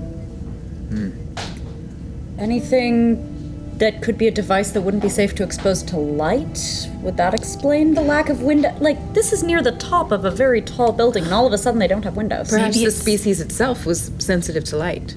They have them lower down. They have what? Windows, that's how we came in. It's true. Maybe they wanted to keep these rooms secret. I suppose we should unravel the secrets then. I'm gonna be honest, people. I'm getting a little sick and tired of all of these maybes. Let's try to get some answers. Jiv is like, all right, I'm on it. Okay. Anybody? Yeah, we all go take a console? You watch I as guess? Jiv Do our walks over to one of these desks and goes, good. All right. And he waits for the fog to clear off of the inside of his helmet and goes, and then starts wiping off the top of the console. And you do see what looks like inlaid computer system that was built into the surface of it. It's long, just like everything else. Computers in long. the desk? Yeah. Very, again... Test on one of those once I fell asleep. Again, very similar to the way... it's not in any way... I don't want to mislead y'all in thinking, oh my god, it's Federation tech, but it's the same sort of build out where it's a flat desk, and there's looks like there may have been areas for them to access computers on the surface itself. All right. Want to turn it on? I do. I also want to know what that spiky thing is and if that office is something to investigate. Yep. Which one do you want first? So Star Trek Adventures lets you do the impossible sometimes if you're able to burn momentum. Because here's the thing. This is not a computer system that has been adrift in the vacuum of space. This is a computer system that has been left exposed to the elements for 2,000 years, and it's undergone significant degradation. There does look like there is some capacity in the system itself. You might have to pull the unit and then try to repair it topside. Yeah, can we just have it transported to the Sally Ride? You would have to dismount it, but it looks like you could do that. But it's going to require some extensive work to get this working again, if you can get it working again. And again, Star Trek Adventures, it says in the rules, it lets you do the impossible if you're able to burn momentum and can rationalize how you pull it off. Right. What's the thing in the middle? I want to go look at that. You would either have to scan or go dig it up. I want to go dig it up. Okay, so you walk over there. Shiv is like, While she digs it up, can I scan it? I'm just gonna be like, yeah, Sure. I'll stay over here. so go ahead and make your roll. Okay. It is going to be a reason. I'll let you use your reason engineering. Yes. What are those reasons? You're scanning. Oh, I thought. Okay. I'm not going to change that on you. Talon has to roll reason every time she scans. Okay, that's cool, man. Poor Talon. Oh, what's the difficulty? Difficulty is 2. I've seen that sheet now. You want to take? Okay. I know the secrets. And you're like literally like digging. Be careful. Oh. 1 success. 1 success. Okay. I didn't make it that time. Ouch. Give There's me a some kind second. of- I'll figure it out. It looks like it's some kind of pitted structure, but you're not able to make out what it is. The scans are not able to actually penetrate the metallurgy of the device itself. Sometimes the best way to find something out is to just see what it looks like. I go and help. I start digging too. Shiv is like, Scan didn't work. Come on. all right.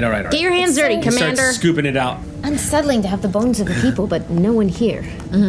It takes a few minutes, but you watch as your crew begins to uncover what this is in the center of the room. And after a minute, it looks very similar for out of character information, so you can get a picture of what it is.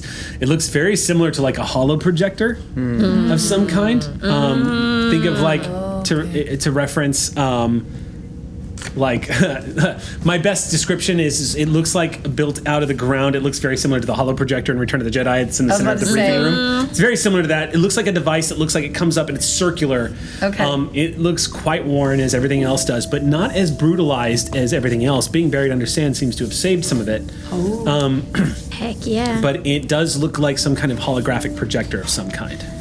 If we were able to get some of this technology to Sally Ride, we have enough of it enough information from the station Oh yeah. to where we could maybe put it back together. I'm all for that, but let's just be careful because beaming alien technology up onto the Sally Ride, it has the same risks as beaming a corpse onto the also, Sally Ride. I want to if make we- sure it doesn't have any viruses or anything else. There's no life at all on this planet. Not Yeah, even on the but we microbial. also still have a we can possible see. theory that some sort of external virus caused the chain of events that we don't necessarily want to reintroduce into our ship. I just don't know what's in the computer system, Sage, is all I'm saying. That's If we true. link it up to the Sally Ride systems, I don't know what I might be unleashing on our computer core. No networking sounds good.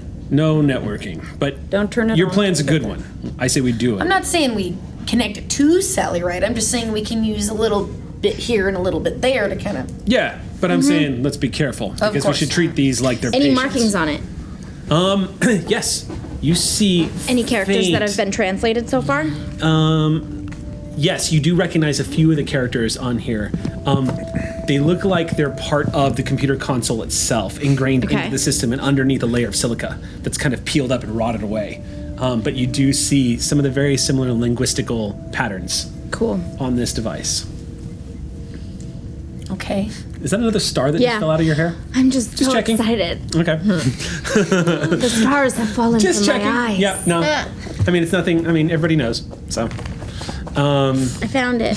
Her dandruff is delightful. it is quite magical. Technically, it's on my face. I know, it was a joke though. So, He said it came out of my hair.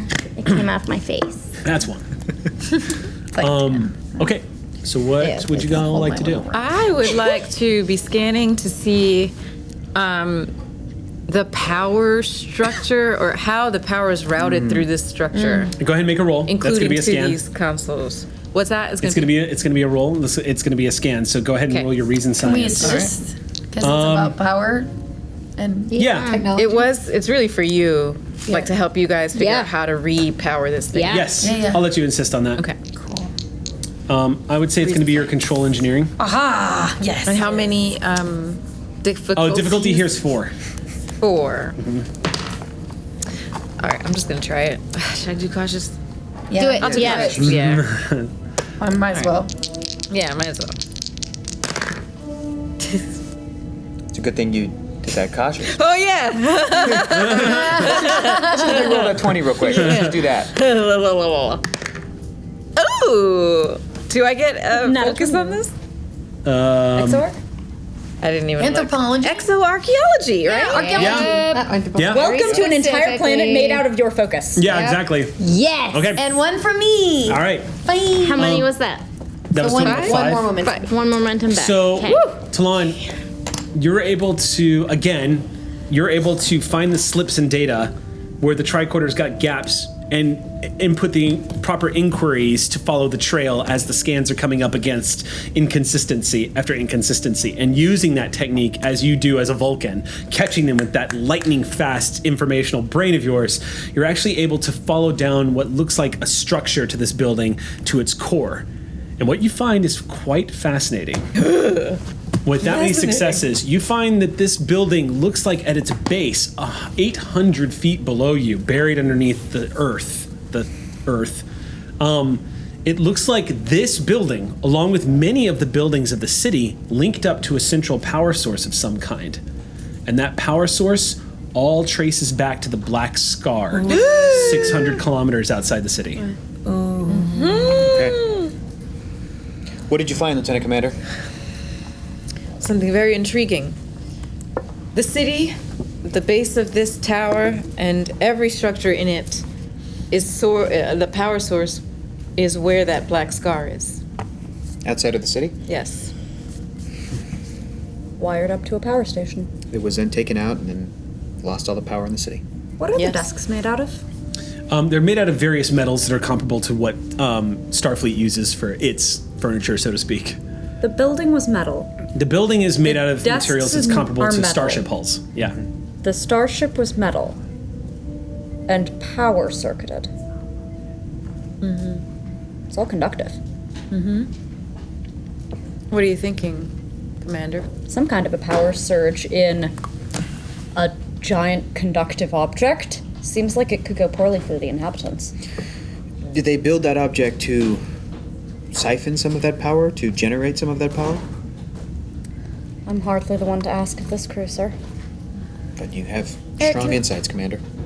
Much appreciated. Can I do some kind of medicine check to figure out, like, I do not specialize in extinction scenarios, but this is extreme. Like, what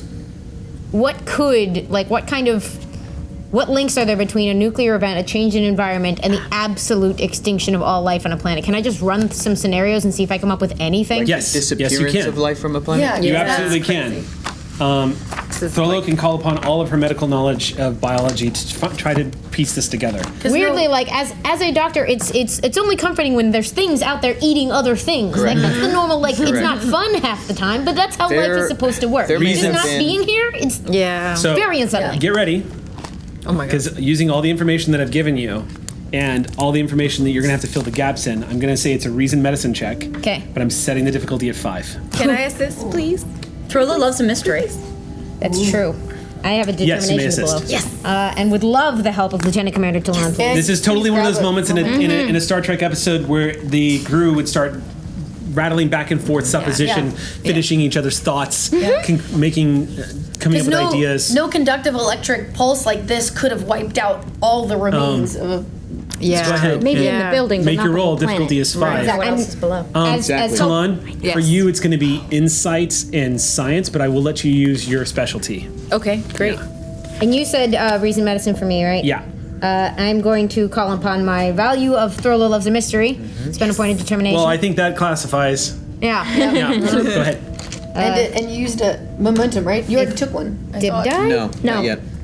Now you So have. now I you have will, 3 though. dice, right? Yes.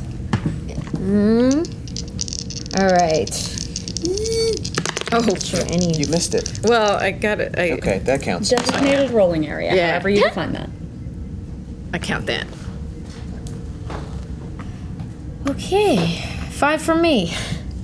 1 from me. Yeah! Bam! Take that, Throw the Loves of Mystery. So as you all kind of listen mesmerized as Throlo and Talon go back and forth for a few minutes, starting to build the pieces of what you guys have uncovered and start answering each other's questions, taking what information you have, and here's what you gained. And feel free to spend momentum, and I will let you use your science officer ability here. This looks like it would have had to have been a series of events, not one giant catastrophic event, but it looks like a chain reaction of some kind with a variable that doesn't fit. Because if this was once a habitable planet, then there should be at least signs of vegetation or at least some kind of trace of any kind of organic life or a place where organic life could exist, and there is none. Judging from what you discover in the different areas, you're also, Talon, you're able to put together that, like, around the different areas of villages and settlements, there is no traces of water or any kind of vegetation or anything like that at all. It's been completely just gone. It's just gone.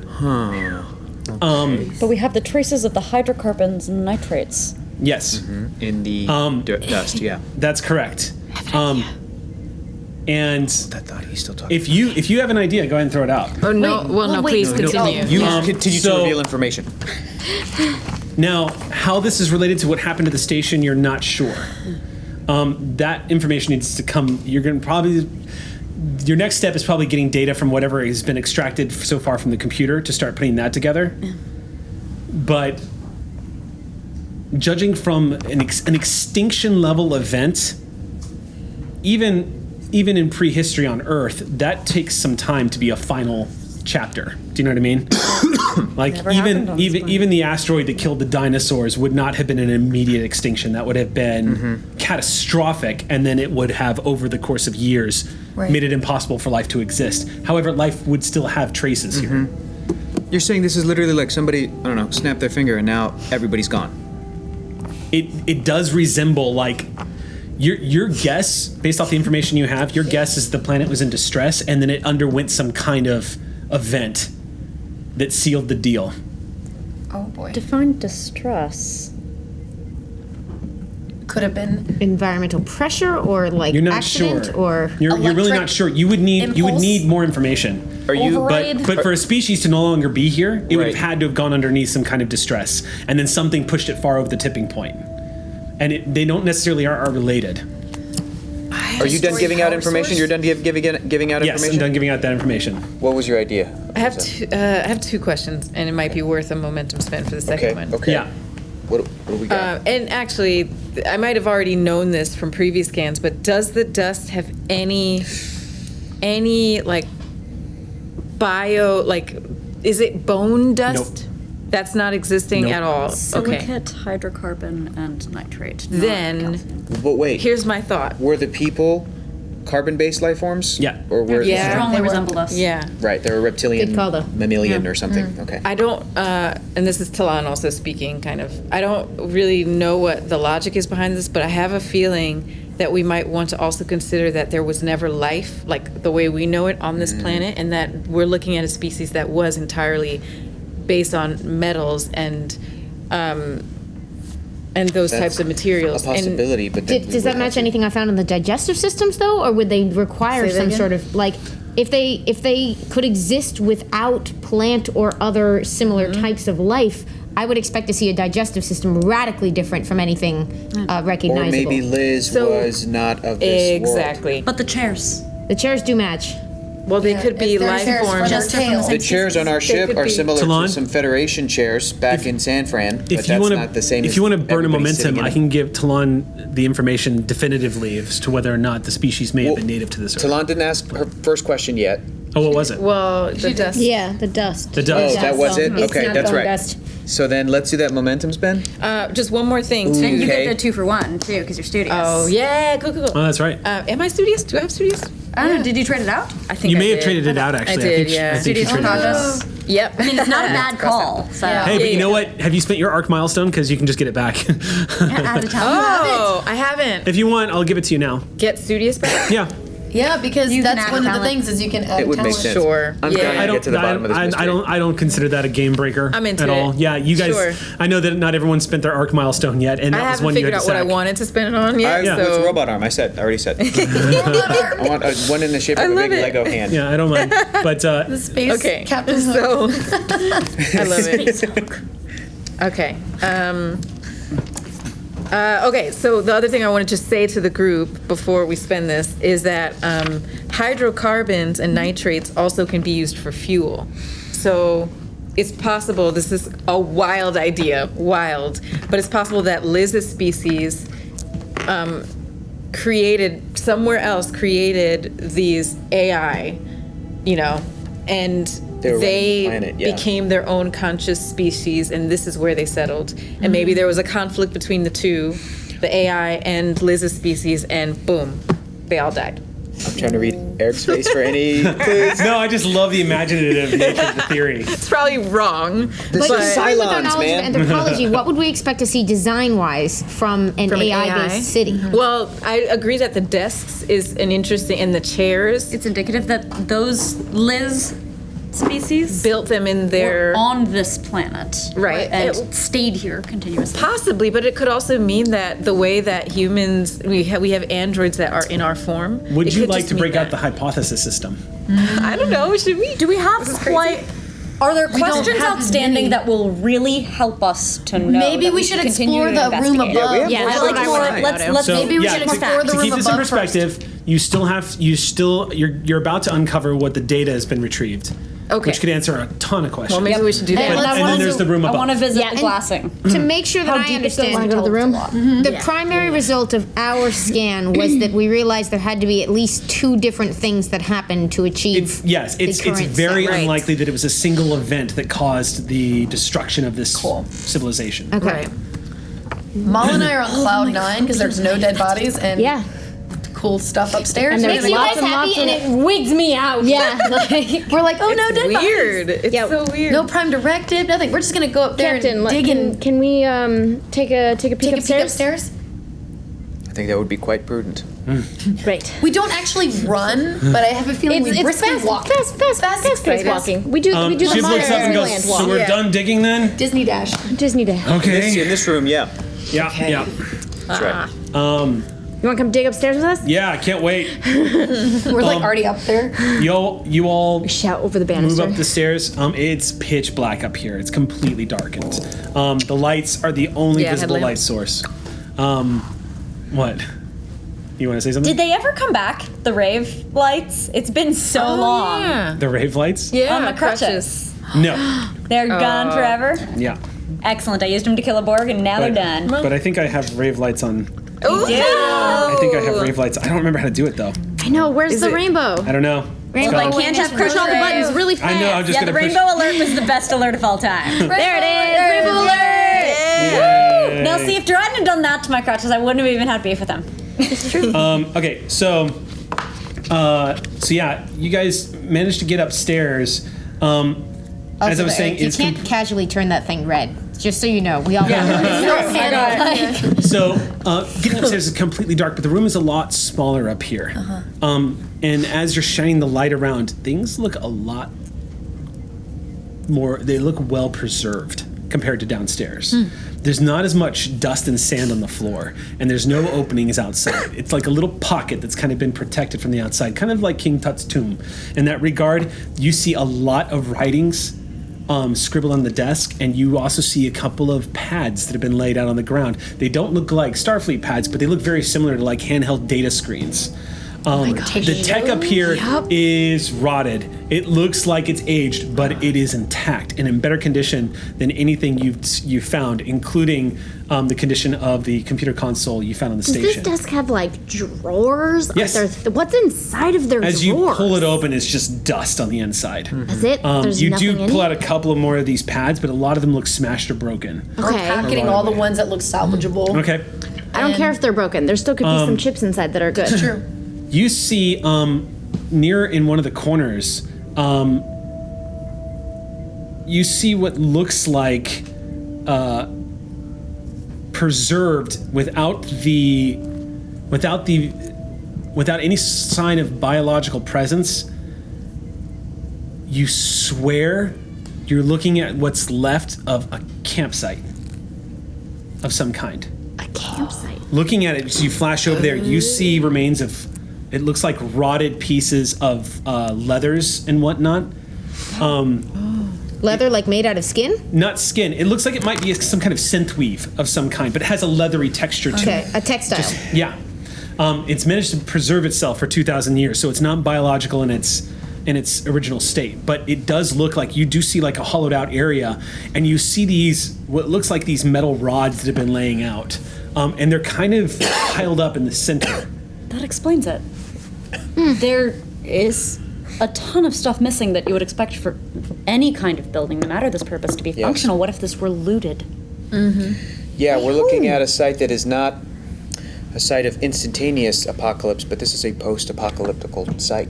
Exactly. So that's what we're looking There is a at. data pad at that site as well. It looks like an older one Yeah. that's been covered up, but you do see it distinctly sticking out from one of the leather, or the synth weave looking pouch areas. Someone else was here. Can we try and pull something to, like we did on the station, where we can turn something on? And It's something possible, yeah. Yeah. Here's the Wanna try it? potentiality is that there Yeah. was an unavoidable countdown to some nuclear reactors or a source of power, and it being unavoidable meant that people had enough time to evacuate. Maybe head to bunkers, places we haven't seen below the surface, or maybe even up into the stars. But that would explain why the event occurred, and then we're looking at a campsite, because maybe there were people under a poverty line that could not afford to escape, or decided to stay behind, to loot, or to, I don't know. Is there a way to determine the age of this camp? Yes, with the scan. I want to scan. With your help, Doctor. I just want to Sure. know what is this campsite at the same? If we're saying that these slow people are was it? out, when was this campsite built? Go ahead and make a scan then. Same as it was. This is going to be reason science. Maybe. Okay. Maybe let's. Sloan, you can do it too. You can do it. Reason Nah, science. Chief, you got this, Chief. Thanks, Cap. But you can assist if you want, Mala. Okay. Wait, what? No. What? Reason science roll. Do you want me to determine do the it? age of the camp. Am I doing it or you do it? No, Chief's got it. Yeah, you can do it. Assist. Assist. Yeah, I'm happy to assist. Assist me. It's going to be insight science for you, Talon. All right. Come on, dice. Oh, your reasons and Eric, I just need I'd love to make an insight Come on, dice. I love you. security I love roll you, just to dice. sort of like Be good to me. see what Rue is intuiting, Okay. if anything, because that Yeah. seems to be the way that they're approaching the situation as a non-scientist. Sure. Go ahead and make a What roll is then. the difficulty for this, you said? Difficulty is determine the age. I say 3. 3. For you, I would also say 3. Can Inside I security. use a momentum? Yes. friend? I would also Thank you. like to for cautious. Ooh, Okay. 1 for you as well? Yeah, so we're down I'm to 1. rolling At the rate in which y'all rack up momentum, I'm not So- worried for y'all. I love cautious. It's the best talent. It's the best talent. 20. Reroll with cautious. Why? Oh, what? But it's an engineering roll. Is it? No, Yep. Oh, what'd you say? reason science. Oh, you said reason science? Oh yeah, it's reason Yeah, science. that's why I sorry. said Talon. I'm sorry. Cap told me to. I was gonna give it to him. What is it, Chief? What is up, Jen? What, can I fix this? Can I fix this, Doctor? Does untapped potential give you any rerolls? No, you have to succeed at a task to do it. Do you have technical expertise? What'd you get? Yes, I do. Oh, wait, we didn't use the ship's computers. How many did you get? We look over and the campfire's on fire. Like, Commander, what happened? What'd you I get? got 1. What was the difficulty? 3. 3. There may be a 20 What'd you get? in there. I got 1 success and 1 complication. Okay. Oops. And Your tricorder. just explodes, and I look back at the captain. Your tricorder goes and it powers down. Oh no. As you see dust coming out of the bottom of it. Somehow, some of the corruptive atmosphere managed to get inside of the tech and Like sand, it's rough in it. Dang it! I hate sand. I shouldn't have brought this back out while we were these in the... tricorders. Now, Mala, these tricorders are designed to withstand punishment in environmental areas. The dust here is so fine; it's managed to actually get into your tricorder.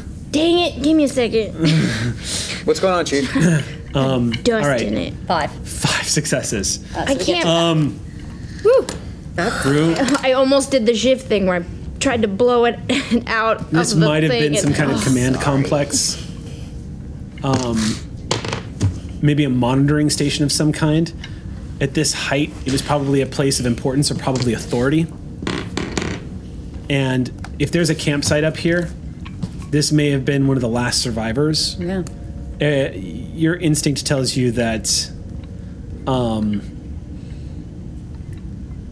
this place was probably one of the last holdouts. Yeah. It's over.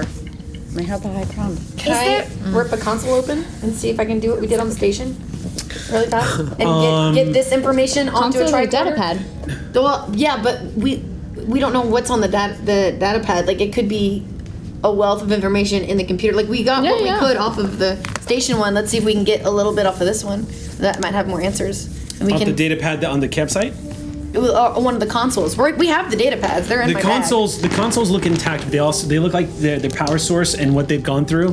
Even though they're in better condition, it looks like it's the same issue. You're gonna have to dismount the whole thing and beam it up to the Sally Ride. seems but- like our best bet. bag.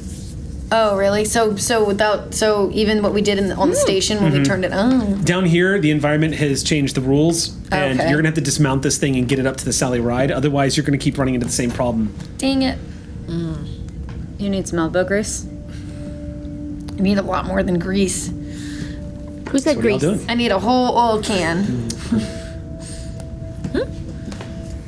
Is there? I mean, I'm starting to lean unavoidably to the idea that there was some sort of weapon that destroyed, like the banned biological weapons. I can't think of where are the bodies. So what you could do is, if you want, Buried. what we could do is, if you guys We didn't want, find any signs of them from orbit, though. we can jump to the next scene. Yeah, If you guys, because we're Yeah. because you have guys all have the pretty data much stripped pads. this place of everything. Yeah, Yep. So the next scene, back on Sally. back on Sally. Covered in data pads. I'm up to here with All data. right, so losing momentum. We're gonna cut back to Careful of Sally. the dust. Also, before we came back up to Sally, we would have scanned the data pads. We would have made sure there's no micro. Yeah, there's nothing. I'm not Oh, gonna. there's yeah, no yeah. life. Good. Yeah, you guys are okay. If only there were microbes. It's the lack specifically of microbes. I would like to specify that when playing around with the data pads, we will make sure we are not connected to anything that is directly Yep. connected I'm to not Sally gonna screw Ride. you over. Take it off of the That's Wi-Fi. already I'm been- just letting we know everyone you're a know. Battlestar Galactica fan, Aaron. I know, We don't but trust you. but I'm not one of those GMs that's been like, Not gonna send it into the cloud. you didn't phrase this properly. Simon didn't This say is it. all. I'm not one of those GMs that like if you don't phrase your didn't say wish magic properly in D&D, I'm not gonna You didn't screw say you the over. magic word. We did compare okay. you to a genie earlier, so... So, back up on the Sally Ride in the cargo bay, you have these data pads splayed out on the ground and basically sectioned off, along with the mainframes that you're able to pull from the desk areas. It took about an hour's worth of work. gotten a But news with scanner. Jib's help, you were able to dismount a lot of these and get them back up to the ship. They are Taking the just as dust messed up as down. you expected them to be. But the housing area that's keeping a lot of these computers intact seems to have protected it from the bulk of the damage that could have been done to it from the environment. Okay. So, you already made your roll to find out what kind of data you could pull off of the. Did I have you guys? I was going to ask you guys. Did I ever finish asking you guys? No. Okay, that's what I was trying to have y'all do before you went to the freaking Dinner? You went to dinner. Yeah. Oh. So. Well, because you said it was going to take a while. Yeah. So, So we I were wanted just to roll. letting it go. I wanted to roll. Oh, so yes, you did roll because I Yeah, asked we you did. for We had difficulty. like Yeah. 6 successes or something. Yes. Yeah. And I told you that it was going to take most of the night. Yeah. For the, But Was this the translating? Yeah, this was Yeah. all Easy bake gonna oven be translating. So what? I want to know the ready. planet name. So as you guys get back, Ozymandias. It was proposed and it's really smart. I really like it. so I tell you what, if you pressing at all. want, go ahead and spend a momentum, Oh no. and I'll give you information off the data pads you've recovered as well as the data. We're down to one. we should have been at 3, I think. We were, and then we changed changed changed scenes, so we lost one. Oh, yeah. Yep. All right, so here's what you get, and Okay. Thank you. I'll science things too. yeah, More likely to happen than the data is butchered. It is corrupt and it is old, but you are able to pull out some stops and bits of information. Here's what you learn. After about 2 hours of analyzing this data from ancient times and with your remarkable successes, the Universal Translator is able to start piecing together some bits and pieces of information. What you learn is that this planet was what the people that lived on this planet called themselves the Dulagari, So not robots. not robots. robots with names. Apparently, the station was called Otulamek, which in their language translates to Horizon 2. Or Horizon 2. Okay.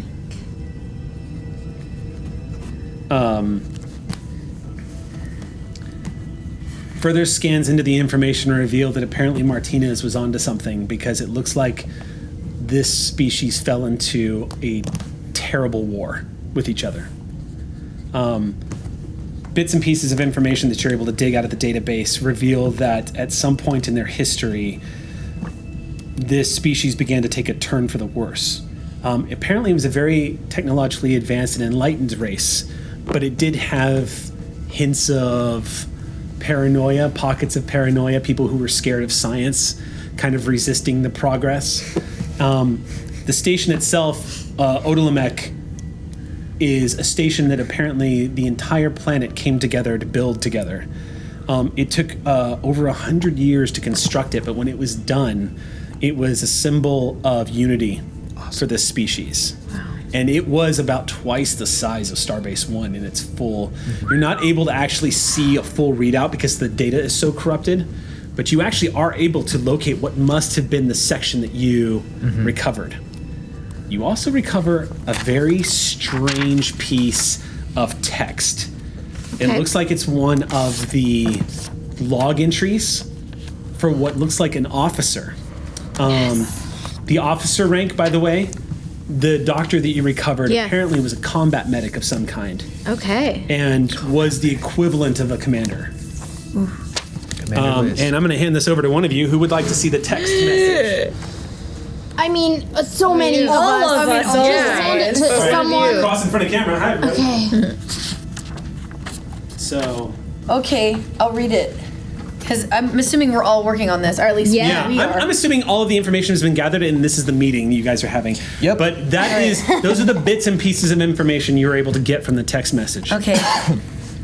Okay, Captain, I have something. It's a little. By the way, Bonnie, this one in particular is the one that you found at the campsite. At the campsite? Mhm. This is the data you were able to pull off of the Okay. campsite. What do you got for us, Ensign? It's very choppy, but what I can make out, it says, have fled, a pitched battle, but stop them. There's pieces missing, Captain. They took the eye of the gods with them, fled into the deep black. Chaos has erupted. Secretly, I am grateful. And then there's another piece missing. Their course, missing bits in theory. Could have known trajectory. There's so many pieces missing, Captain. But them, if we could, I would even try. Perhaps it, again, pieces missing. Take the thing far from here. Worthy of such a thing as proof by what we have done to ourselves, may I never lay sight upon it again. Apparently, something that was important to their people They're talking called the about Eye a of the weapon. Gods went missing. It was taken. Ensign, they're talking about a weapon. Or perhaps an orb. It's very powerful, very... Perhaps it was weaponized. The person who wrote that diary entry or journal entry or letter or whatever, it seems to be full of regret and remorse. There's And more. There's more. There's more? There's so many pieces missing. wait. This is all I can Yes. get right now. It fled into the deep black. I can only assume is deep space. Spend your last momentum, and I'll give you some more information from your data What a dive. juicy mystery. You do see descriptions of an object that apparently the race came into contact with that was brilliance, about the size of one of their torsos or arms, described as crystal-like, radiant, and divine. That apparently the arrival of this thing, the discovery of this thing, is what led the race to start branching off into religious zealotry. Apparently, over time, this race, the species, became very divided amongst themselves, and a large war broke out. You are able to uncover what looks like a video footage. It's heavily corrupted, but it does play out. It is also recovered from the campsite on the data pad. So the data describes war, and it describes. You do see a description of sabotage and the destruction of Horizon 2 Station from within. This race looks like it literally fell upon itself like a rabid pack of wolves. And over the course of years, they had debilitated their abilities to continue. But as you load up the data stream to look at the video footage, you're all able to get an idea of what it was that caused the tipping point. So what you see coming up on the screen as you load it in, the data, again, your robe's phenomenal, but it wasn't good enough to get the whole thing. Can I try and clear it up? No, you kind of already made the roll. Well, But you did great. I mean, you got you burned the momentum, so I'm going to give you a big piece of this. okay. But what if we did that thing in movies and TV show where we said, Like, wait, let me see if I can. Zoom. Yeah. I want the trajectory. They say known trajectory. I want the trajectory. Okay. I tell you what. We're about to be obsessed with this like Benjamin Sisko. I tell was you with what. That pillar, man. I can try. We have no momentum to burn. I can try. I'll give it to Anyone you. have a good value? I'll give it to you, but I'm not. I'm going to make you roll on a diff 6 for it. There's no way. I only have 2 dice. And That's my condition. Threat. We can buy dice by giving him threat. yeah, That's correct. True. And you I'd can have to burn crit and you 3 can burn times. determination, and I'll let you get an assist from Sally and one other person. But I'm going to set the difficulty at 6. Can an assist also be on a value? How much? No, the determination person value? rolling has to spin the. You mean the determination They would- spin? Someone with a value Well- should take lead. Yeah, whoever's got a value here that could take the lead. But I'm going to make. You're going What's to have the to roll? fight. What, like, not Well, it the depends on- difficulty, but Depends on the what person. are people How we rolling? approach I'm gonna. So if you're trying to dig the data out and clarify it, Yeah. then I'm going to probably say it's going to be an engineering roll Okay. to solve that, and then I'll let Sally I mean, use. do you have a value? Because I do. I can try again. Rolls were made to be bent. Kind of bending that. No. That would work. I have a value called I need a challenge. I would say that would work. Yeah. This is Then I could assist. This is a hell of a challenge. You're I literally know. trying to resurrect the last video footage of this species. You're gonna take I point know on this this, is Chief. very exciting. Sally, I would let her use her computers and her science. Okay. Sam, do you want to Someone roll for for Sally? I'll assist. Burning my Or determination. science? No, I'm sorry, engineering. I'll let her use her engineering, which she just ranked up. If I Yeah, remember they're the correctly. same. Yeah. Is it control engineering? I'm cleaning yes. up the data. Yeah. Yes, Yeah. I would say control engineering is perfect. Wait, we have- Okay. All right, difficulty is 6. This is the most difficult thing I've ever thought. We're of. awarding you right threat now. to get her an extra Yes. die. Okay, Please. I'm gonna spin threat. Oh. I'm gonna spend 4 threat to raise the complication range to 17. Yikes. You get 17 or better. So 3. Okay, we can do this. We only want. Okay, we can do Captain, say something encouraging to me. Chief, don't fuck this up. Aye, sir. Does that count as a command? This says Yes, it reroll. does. Yes. Oh my god! We did it! Holy crap. What'd you roll? Okay. Can I use a focus for this? I'm assuming damage control, systems augmentation, jury rigging. You have systems augmentation. I have totally system augmentation. Okay. 6 from me. What? 6 from you. Captain, just yell at me. I'm Matilda. Good fucking job, Yell at me Chief. some more. Sally? You acquire a new value. What did Oh, Sally don't get? fuck this up. Don't fuck this up. That's my new value. No, we got a complication. Crap. Do you get a complication? Rolled a 19. Oh, but 17. Or but 7. Wow. Okay. Yeah, Still no, good. we just give Still him some very good. tasty for later. All right. That was amazing. Yeah. I'll just award myself 1 threat. I'm not gonna steal your moment of glory. That's incredible. Well done. Thank you. Wow. That's literally never happened to Gina ever. Nicely done. Mullerin saves the day. All right. Well, that means I'm going to give you the information on this data. You guys are going to solve a huge piece of the puzzle right now. I just got lightheaded. So you see some data that you recover. One of them reads over and over, "We must have angered the gods. We must have angered the gods." Yep. As you keep digging deeper, you find that video footage. And as you load it up, it's static on the screen. And then as it starts up, it gets enhanced by Sally's computer system and the brilliant technical acumen of Mullerin. And you see it come into phase. You're able to see the face of one of these creatures speaking. How does it move? What does the voice sound like? The voice is very deep and baritoned. And you can tell from the way they're saying things that they're excited, or not in a positive way. It's horror. And there's shouting and screaming, and it sounds like, if you can imagine what it would sound like if city streets were being flooded with terrorized people, like in Godzilla or something, it's very similar to that. And you see a lot of the shaking and saying something into the camera, and you're watching the animated face of this being that's been extinct for thousands of years. And then you all feel your blood run cold as the camera turns suddenly and you see a towering entity of jutting crystal. Thousands and thousands of crystal forms jutting off of this central core in the sky as this giant beam of energy has lanced down from the atmosphere and is just... Oh my god! What the hell? You hear this horrible noise of this this like scanning noise, and in the distance you see the white flash of a nuclear explosion and a scream, and it goes to static. Oh my goodness. But there's no mistaking what you saw on the screen. There's no mistaking it.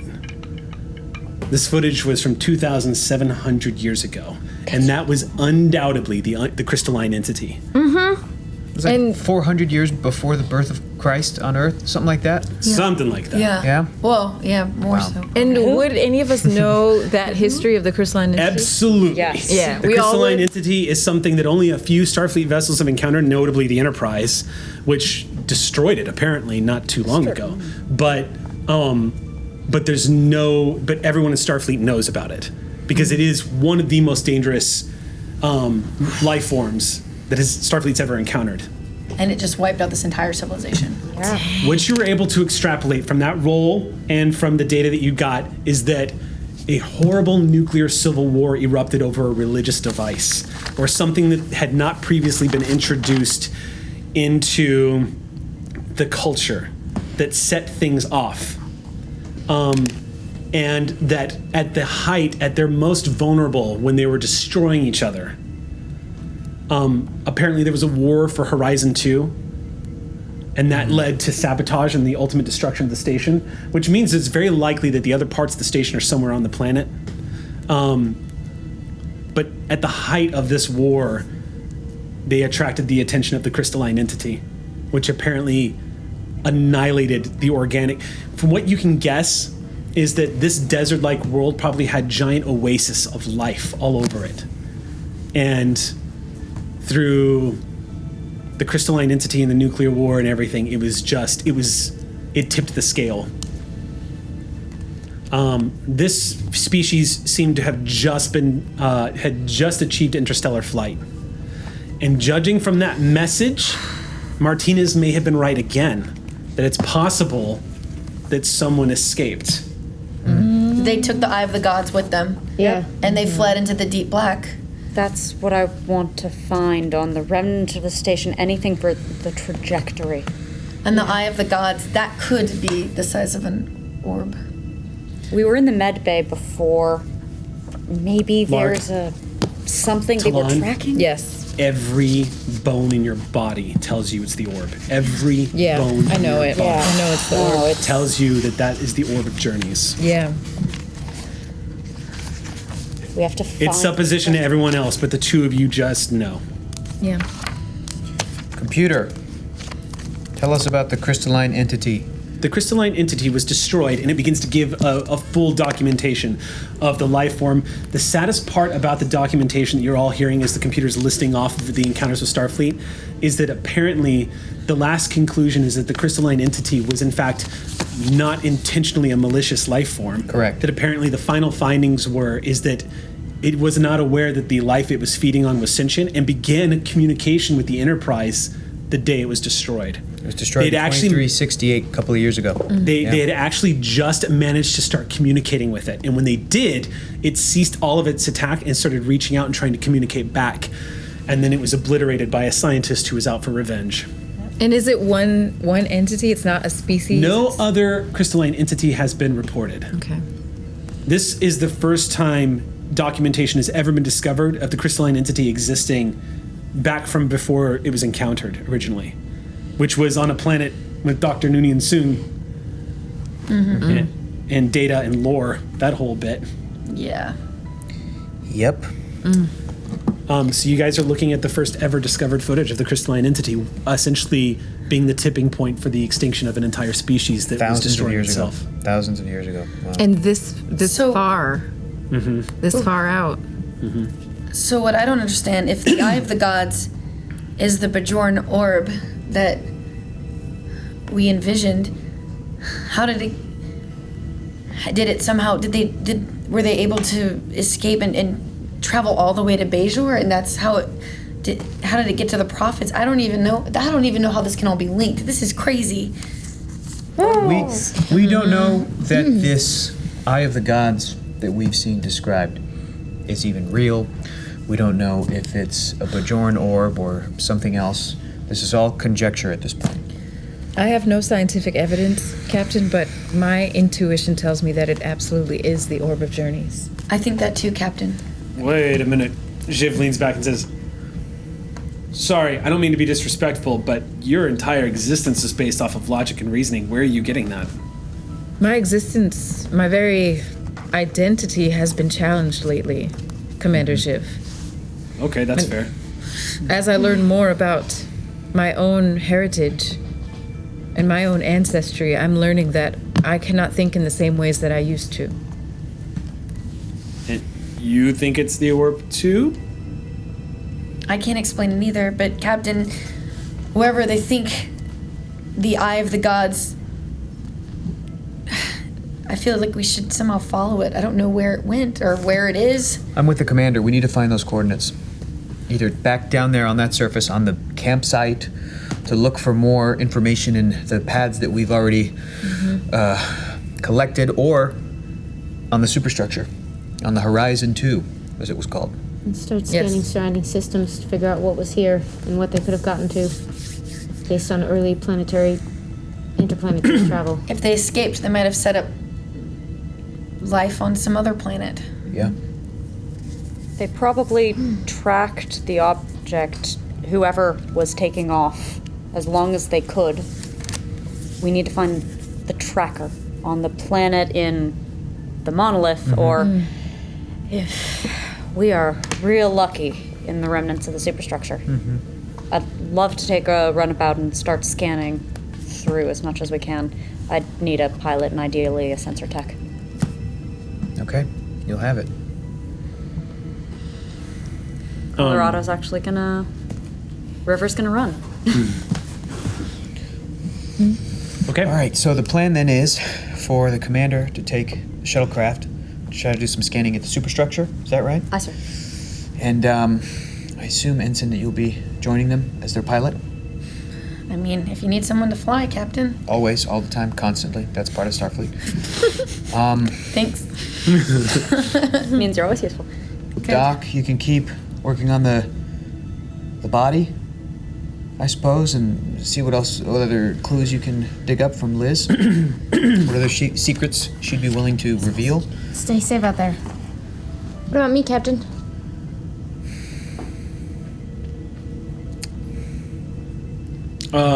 If I can just venture a suggestion. Yeah.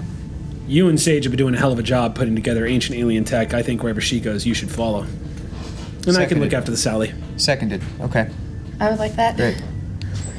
Lieutenant Commander, Yes. what is your instinct telling you now? What do you want to know next? How do you want to find it?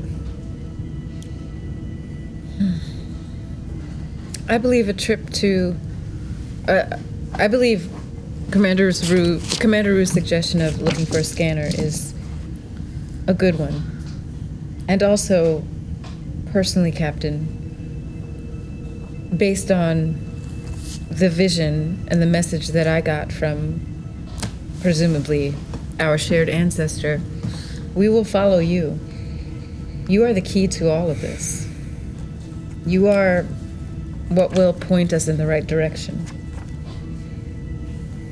So I will defer to what you think as well. I don't feel like that right now.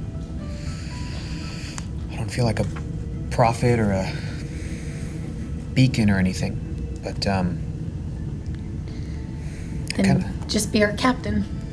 Who knows what beacons usually feel like anyway? yeah, that's true. All right. I kind of like the commander's idea, actually, to head back to the superstructure. And now that I think about it, we may encounter more bodies, which could give us some more clues. So I think we're going to take a little away team mission to the Horizon 2. Except for you, Jiff, you'll stay here. Thank you, Captain. Commander, you're welcome. And Baker, if we can have you continually running scans, relaying information to us about the outlines, blueprints of the Would ship. Lieutenant Baker be in the senior staff meeting? Do you guys include her? Yeah. Okay. Yep. She was interested in Or we're having this discussion on the bridge, like at our Yeah. stations, That's which fine. is also a thing they do. Totally. And We'll be on the bridge. scanning the planet underground to see about the remaining pieces. Sure. Anything you can start putting together about those would be useful, since we'll have our chief science officer with us. Need someone manning Sally sensors. I can do that. Okay. Looks like we're getting We'll make them. two away teams in one shift. This is exciting. All right, we still got a couple hours before the end of our shift, so this is perfect. Okay. It's a very fruitful day. Chief, anything on your mind? I'm just, Filling in looking the through blanks? it. Writing impossibles. Excuse me. Yeah. It's just neat. I was just thinking of an old Klingon proverb. Talon said, it's been a very fruitful day. There's a Klingon proverb that says, 1,000 throats can be cut in one night by a running man. Yes, exactly. Klingons. Brutal. It's one of my favorites. 1,000 It's one of your favorites. 1,000 scientific discoveries can be found in a single night by a running scientist? Yeah, by a By a scanning caffeinated scientist. Vulcan. Yeah. Yeah. Excellent. All right, everybody, let's get back in those uncomfortable enviro suits and meet at, actually, well, yeah, that's what we're going to do, right? Before Go we get to on the the superstructure. structure, that's right. Back into 0G, into the vacuum at the superstructure. All right, so who's going on that away mission and who's staying on board the ship? It looks like all of so the we're all going. PCs You're all are going? going All right, now. cool. Yeah. All right. We go where the captain says. Yes. At least we have a name for the orb. The Eye of the Gods. The Eye It's of better the than Gods. calling it the random orb. Orb of Journeys. Oh, that's right. As you're being suited up, They always have two names, right? Thorlo, you hear from Matazi. Contacts you and says, Doctor, I've run some preliminary scans. I've used some of the data that you've all recovered to extrapolate, and I've actually discovered that a lot of the data that Lieutenant Malaren and Ensign Sage have managed to put together, I think I may have found the identity of the person that we've uncovered. Oh, Her name was Dr. Omataya. Omataya. Apparently a combat medic, and judging from what I'm seeing in a personnel file, it looks like all of the injuries we've uncovered were probably sustained during combat. She doesn't appear to have been a fighter. She appears to have, well, judging from a service record, constantly ran through a hail of danger to reach her patients. Sounds familiar. It looks like she may have suffered many grievous of injury, but was able to make it through. My guess, Doctor, is that when the station was destroying itself, she elected to stay behind to get everybody out. Judging from what I'm able to extrapolate. Doctor, I think you might agree with this, but once we feel like we've gained all the information there is to gain, perhaps a proper burial for this one. A send-off. An honor of some kind. If we can figure out what she would want, we'll do it, and if not, we'll make something up. Excellent, thank you, Doctor. I think this Omataya was the doctor I've always wanted to be. Much like yourself, of course. Good work, nurse. Thank you, Doctor. Matazi out. Sure. Did we hear all that? Yes. Yes. Can I say that? Yes. Cool. Doctor, might I offer a suggestion? Maybe we can make Omataya an honorary Starfleet officer. I think we could make that paperwork happen. I'd like to put that down in the records in that way, so. Delightful little footnote of history. Yeah. I have to admit, I was angry that nothing was eating each other on the planet. Finding out that that is what happened is not as comforting as I'd hoped it would be. But it sounds like she did her job. Somebody got out of there. If we May we bury make sure her our on own the medics planet, stay are we at protected? risk of reintroducing organic? I have to No, think the this enviro through. suits. If Do you want to leave her? judging, it's unless some kind of celestial event takes place, depositing a piece of organic material on the planet, it's probably. This sun will go nova by the time. Pissing in an ocean that no longer exists because it dried up and now it's a desert. I mean, it's pretty much, yeah. It's a barren wasteland. Life is not going to exist here. But if she's the last daughter of that planet, It's true. It's very true. It's a good place for one her. there. There's something poetical in that. To the shuttle, but craft bay. Are we taking a shuttlecraft? Yes. We're just beaming over there. We're either taking the Arrowwing or we're taking something a bit smaller. I think for the number of crew we have, we'll have to take the Arrowwing, which is a shame given that this was an episode about the past. And we've never used the Arrow Wing. Yes, we have. First episode. Or first that's arc. right. Yeah. But we haven't used it to fly in anything. And Yeah. Rue is being a softie and giving Sage an opportunity to fly in the superstructure. Okay. But not saying that, just doing it. Obstacle course away. All right, so everyone loads up into the Arrow Wing. We all Now, if I remember correctly, that's the vessel that attaches to the bottom of the saucer section. Is that the one I'm thinking? Yeah. Okay, so it's a much larger version of the shuttlecraft and a lot more nimble than your standard shuttle. And it does accommodate everybody here. So everyone piles in. Jiv hands you all some supplies, a lot of scanning sensor equipment to help with the shuttle sensors. As well as y'all are all loading in, he's like, I also loaded a probe into the torpedo tube. So you'll be able to use, I've only got one in there though. It's all I could do in the time span I had. Thanks. Yeah. We'll use it wisely. Thank you. You're welcome. Good luck. What kind of a probe? Type 2 probe. Something that can Excellent. scan it, travel at high speeds if it needs to, kind of thing. Best use of that bay, isn't it, Shiv? What's that? Best use of that torpedo bay, isn't it? In my opinion. See you later, Commander. Okay. And Jiv moves, gives you all like a so long wave as the doors. Everyone settles into the shuttle. A few moments later, you slide into the pilot's seat. Lark, this is a lot different than a starship. You can do barrel rolls in this mofo. Yes, I This- can. we'd prefer if you didn't. Oh, you won't even feel it. This No, is, you won't, because it won't happen. This is closer to what you used to fly in the academy when you were trying to impress. So you all feel the shuttle kind of rock for a second as you disembark, maneuvering thrusters. Looking up through the window above, you can see the bottom of USS Sally Ride's saucer section. You actually see the light shining across her registry number and the name USS Sally Ride. It's interesting. Seeing it this close is really enlightening because you actually see how different the hull looks. It's very cosmetic. It's very minor cosmetic change. There's not quite as much. It doesn't look like there's as many obvious plate points in the hull itself.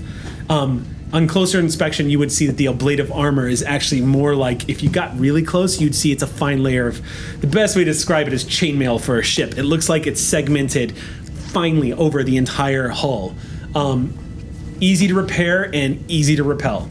And as you're kind of banking down, you see that from far away, it's unnoticeable, but this close from the hull as you're pulling back, Sally looks like you've been told she can take a hit, but now she looks like she's got some beef on her. Tell me more about the tactical assets of my ship. Nothing else really looks any different. It does look like, I will say that you can tell that when they attach the ablative armor to the hull over the course of the month, you do notice that they had to do a new paint job on the registry number and the name. So Sally looks like... She looks shiny. She looks shiny with a fresh coat of paint. She's looking good. She's pretty. She is a bonny lass. That girl. So as y'all, pull away, maneuvering out and increasing to impulse power, you begin to approach again this extraordinarily huge structure. And now, seeing this thing float listlessly in the dim glow of this blue sun, thousands upon thousands of miles away, with the context of what happened here, it now occurs to you that this is a graveyard, a floating graveyard. That its own self-sabotage led to the destruction of what the species would have considered its greatest achievement. It's kind of a sad monument to perhaps where the Federation could have gone if it had never, say, had first contact. World War III had definitely given humankind pause for war, but it's likely that humankind's taste for war would have just come back in years to come had it not realized that it wasn't alone. Yeah. This species apparently didn't get that opportunity. Y'all are nearing the inside of this structure as it's very slowly, like a great leviathan, just sort of swimming off to the side. And the running lights of the shuttle, as well as the scans, indicate that on the inside of this structure, there are hundreds of levels. Hundreds. Many are not big enough to get the shuttle into at all. Some of them have been cavernized, like it looks like they've been blown out. So there are areas and bay areas where the shuttle could probably get into, but a lot of this looks like it would be like if somebody took the side of a starship and ripped half of it off. You'd see deck after deck after deck. There's a lot of that internal damage structure. But the scans are picking up corridors, doorways, areas, like maybe living areas, lots of places that are exposed to vacuum but have not been exposed to the open of vacuum. And are, because again, not this whole station is a segment, so not all of it's blown open. The whole breach is really only on two sides that kind of blasted it off. So it's entirely possible that there are thousands of bodies, maybe tens of thousands of bodies inside the structure itself, floating around in there. To whom has that occurred? I think with the context of what you all have learned and knowing what you're heading into, I think it would be something everyone would begin to realize as you approach, especially because now on the shuttlecraft looking out this main dock window towards the damage itself, with both the running lights and the dim light of this blue star in the distance, you're able to really get an idea that this was a place where civilization was living, just based off of all the decks you're seeing that have been exposed. And all the debris, Lark, it is getting more and more dangerous as you get a little closer in. None of them are necessarily a hazard, as the shuttle, the Arrow Wing does have shields. So you are, as you're maneuvering in, you will occasionally hear, Oops. as like a piece of debris just bounces off the shield. No damage, there's nothing being done to the shields, it's minor impacts. Whoopsie-doodle. But go ahead and make a roll to see how close in you can get. Okay, what's the difficulty? This is going to be a con plus... Control? This would be a... Daring control? This would probably be daring. Ooh, finally. Yeah, finally. My little daring. Daring con check, yep. Okay, and what's the difficulty? Difficulty here's 2. Okay, I'll take that one right there. I think we're good. No, make it 1. Difficulty is 1. Oh, Yeah. still do it. There's no immediate do danger it. or anything like that. And I'm assuming my small craft focus comes into play. Yes, absolutely. I mean, Get that. Warp core breach. yeah, actually, I mean, I did get one. There's drinks here? I did get one. Exactly. Hold on. No, I guess I can't really use it because I didn't use the ship's computer, huh? No. I mean, I got one success, so we're Yeah. okay. But Okay. a Did you roll- 19. Yes. God damn it! Wait, is it still from the thing? Is it still from your fourth threat? Oh yeah. So yeah, no, because it's a different No, scene. you're right. You're right. Hey, You're right. I didn't so no complications. I got so happy for a second. Another reroll. Your magnificent pool must be Wait, refilled no, what's another the day other reroll? by our poor life I don't screw my crisis. players over within It doesn't reason. matter. I still succeeded. Sorry. Oh yeah. Okay, so Yeah. 1 success, you succeeded, no complications. You managed to pilot the arrow wing in through this debris field. Finally. Even over the course of 1,000 years, it gets pretty dense. A lot of this has not been able to to float off into space, as what typically happens with big bodies just floating out in space. Debris just kind of finds its way into its orbit and is attracted to it. Nothing morbid, however, bounces off the shields. It's mostly just pieces of like torn hull, the occasional piece of whatever was on the inside. But you guys get close enough. You're well within transporter range, but you're getting a much more clearer image of all of the decks going down. I would say, Talon, make a roll to scan and to find a good spot to beam, if you guys want to beam onto the vessel from here. But with the arrowing and being in this close, you're going to have a much easier time scanning the interior.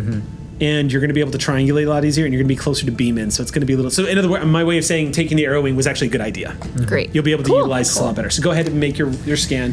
What's difficulty? Difficulty is 3. I'm sorry. Can someone help?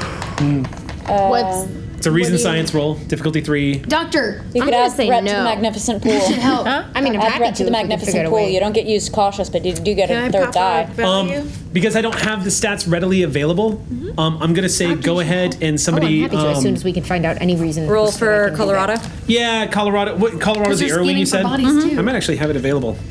The doctor can assist because she's also going to help the scan because she was going to scan for bodies. See? Science doctor. Let's see. So you can assist. I'm very happy to assist if Eric says we can do that. I need new value. God. Eric, Yeah. we figured out all the I things. know. Oh, okay. Dr. Thurlow's going to assist because she's also going to be interested in the scan for the bodies. Okay. The dead bodies. So that's what's happening. Bonnie's world. We're just Yeah, it's living my in it. world. Make your you roll. know. Difficulty is going to be 3. You're welcome. All right. Shuttles runabouts. Doing the Huzzah. craft. So the computer system you guys are going to be using, it's so it's 8. Can you science is the path to peace? Investigating a graveyard where people destroyed themselves through pointless conflict? I guess so. If that value can ever be used, it seems You like can quite roll, the time. Right? I'm going to. I'm just Yeah. waiting to find Can out. I? Yeah, roll. I already rolled, but What is it? What'd you get? I got 2. Okay. Okay, well, we still. Crit. seems Plus okay. 2. Okay, great. So 4 successes. So we get 9. momentum back. Okay. Whew. Wow, that's the order of the See day. you, Doc. Let's get it back. You detect on the inside area with that roll. You actually detect what looks like a command post for maybe an old shuttle bay. Perfect. Actually, quite nearby. Is there a shuttle intact? It's mostly intact. Yes, there is a shuttle located inside. It is damaged, but you are detecting it is actually floating freely within the bay itself. Cool. Yes. And you can. detect there are ancient shuttle. you detect that the whole of the shuttle bay has been blown open, and from the scan it looks like it was blown open from the inside and it was a control explosion. Someone was trying to escape from the shuttle. Oh my gosh, you guys. Sorry, this is Bonnie and me talking. What if the people trying to escape with the Eye of the Gods got into the shuttle and was trying to escape and never escaped? And they're still in the shuttle, and the Eye of the Gods is still in the shuttle. Those odds would be astronomical, but you know, Sorry, that's. And we'll have to figure that out next week. Oh, wait! I just got here! Sorry. It is 7 o'clock. You just said Bonnie and me. Yeah, I and know. the me you meant was the fictional you, and I've love never it. been happy. So we're up against the line. So before love our that. producers scream at me and throw stuff at me, no. we're gonna jump off. So that's gonna have to be. We're gonna have to put a hold on that until next Friday. That's my hypothesis. Speed up behind the shield is up next, everybody. Sorry to just cut loose real quick. We ran right up against it as usual. So stick around for Behind the Shield to be coming up next on Alpha, and later tonight we're doing Gather Your Party. What is it? rock and roll. Yes, we're having a Gina fun, will be there. awesome concert. Yeah. Stay tuned. So stay tuned. Thank you so much for tuning in tonight, guys, and don't forget to check the VOD for the 2 minutes that we lost with y'all. Watch out, Eric. Watch out. Until next Friday, hailing frequencies are closed. Make your deck save!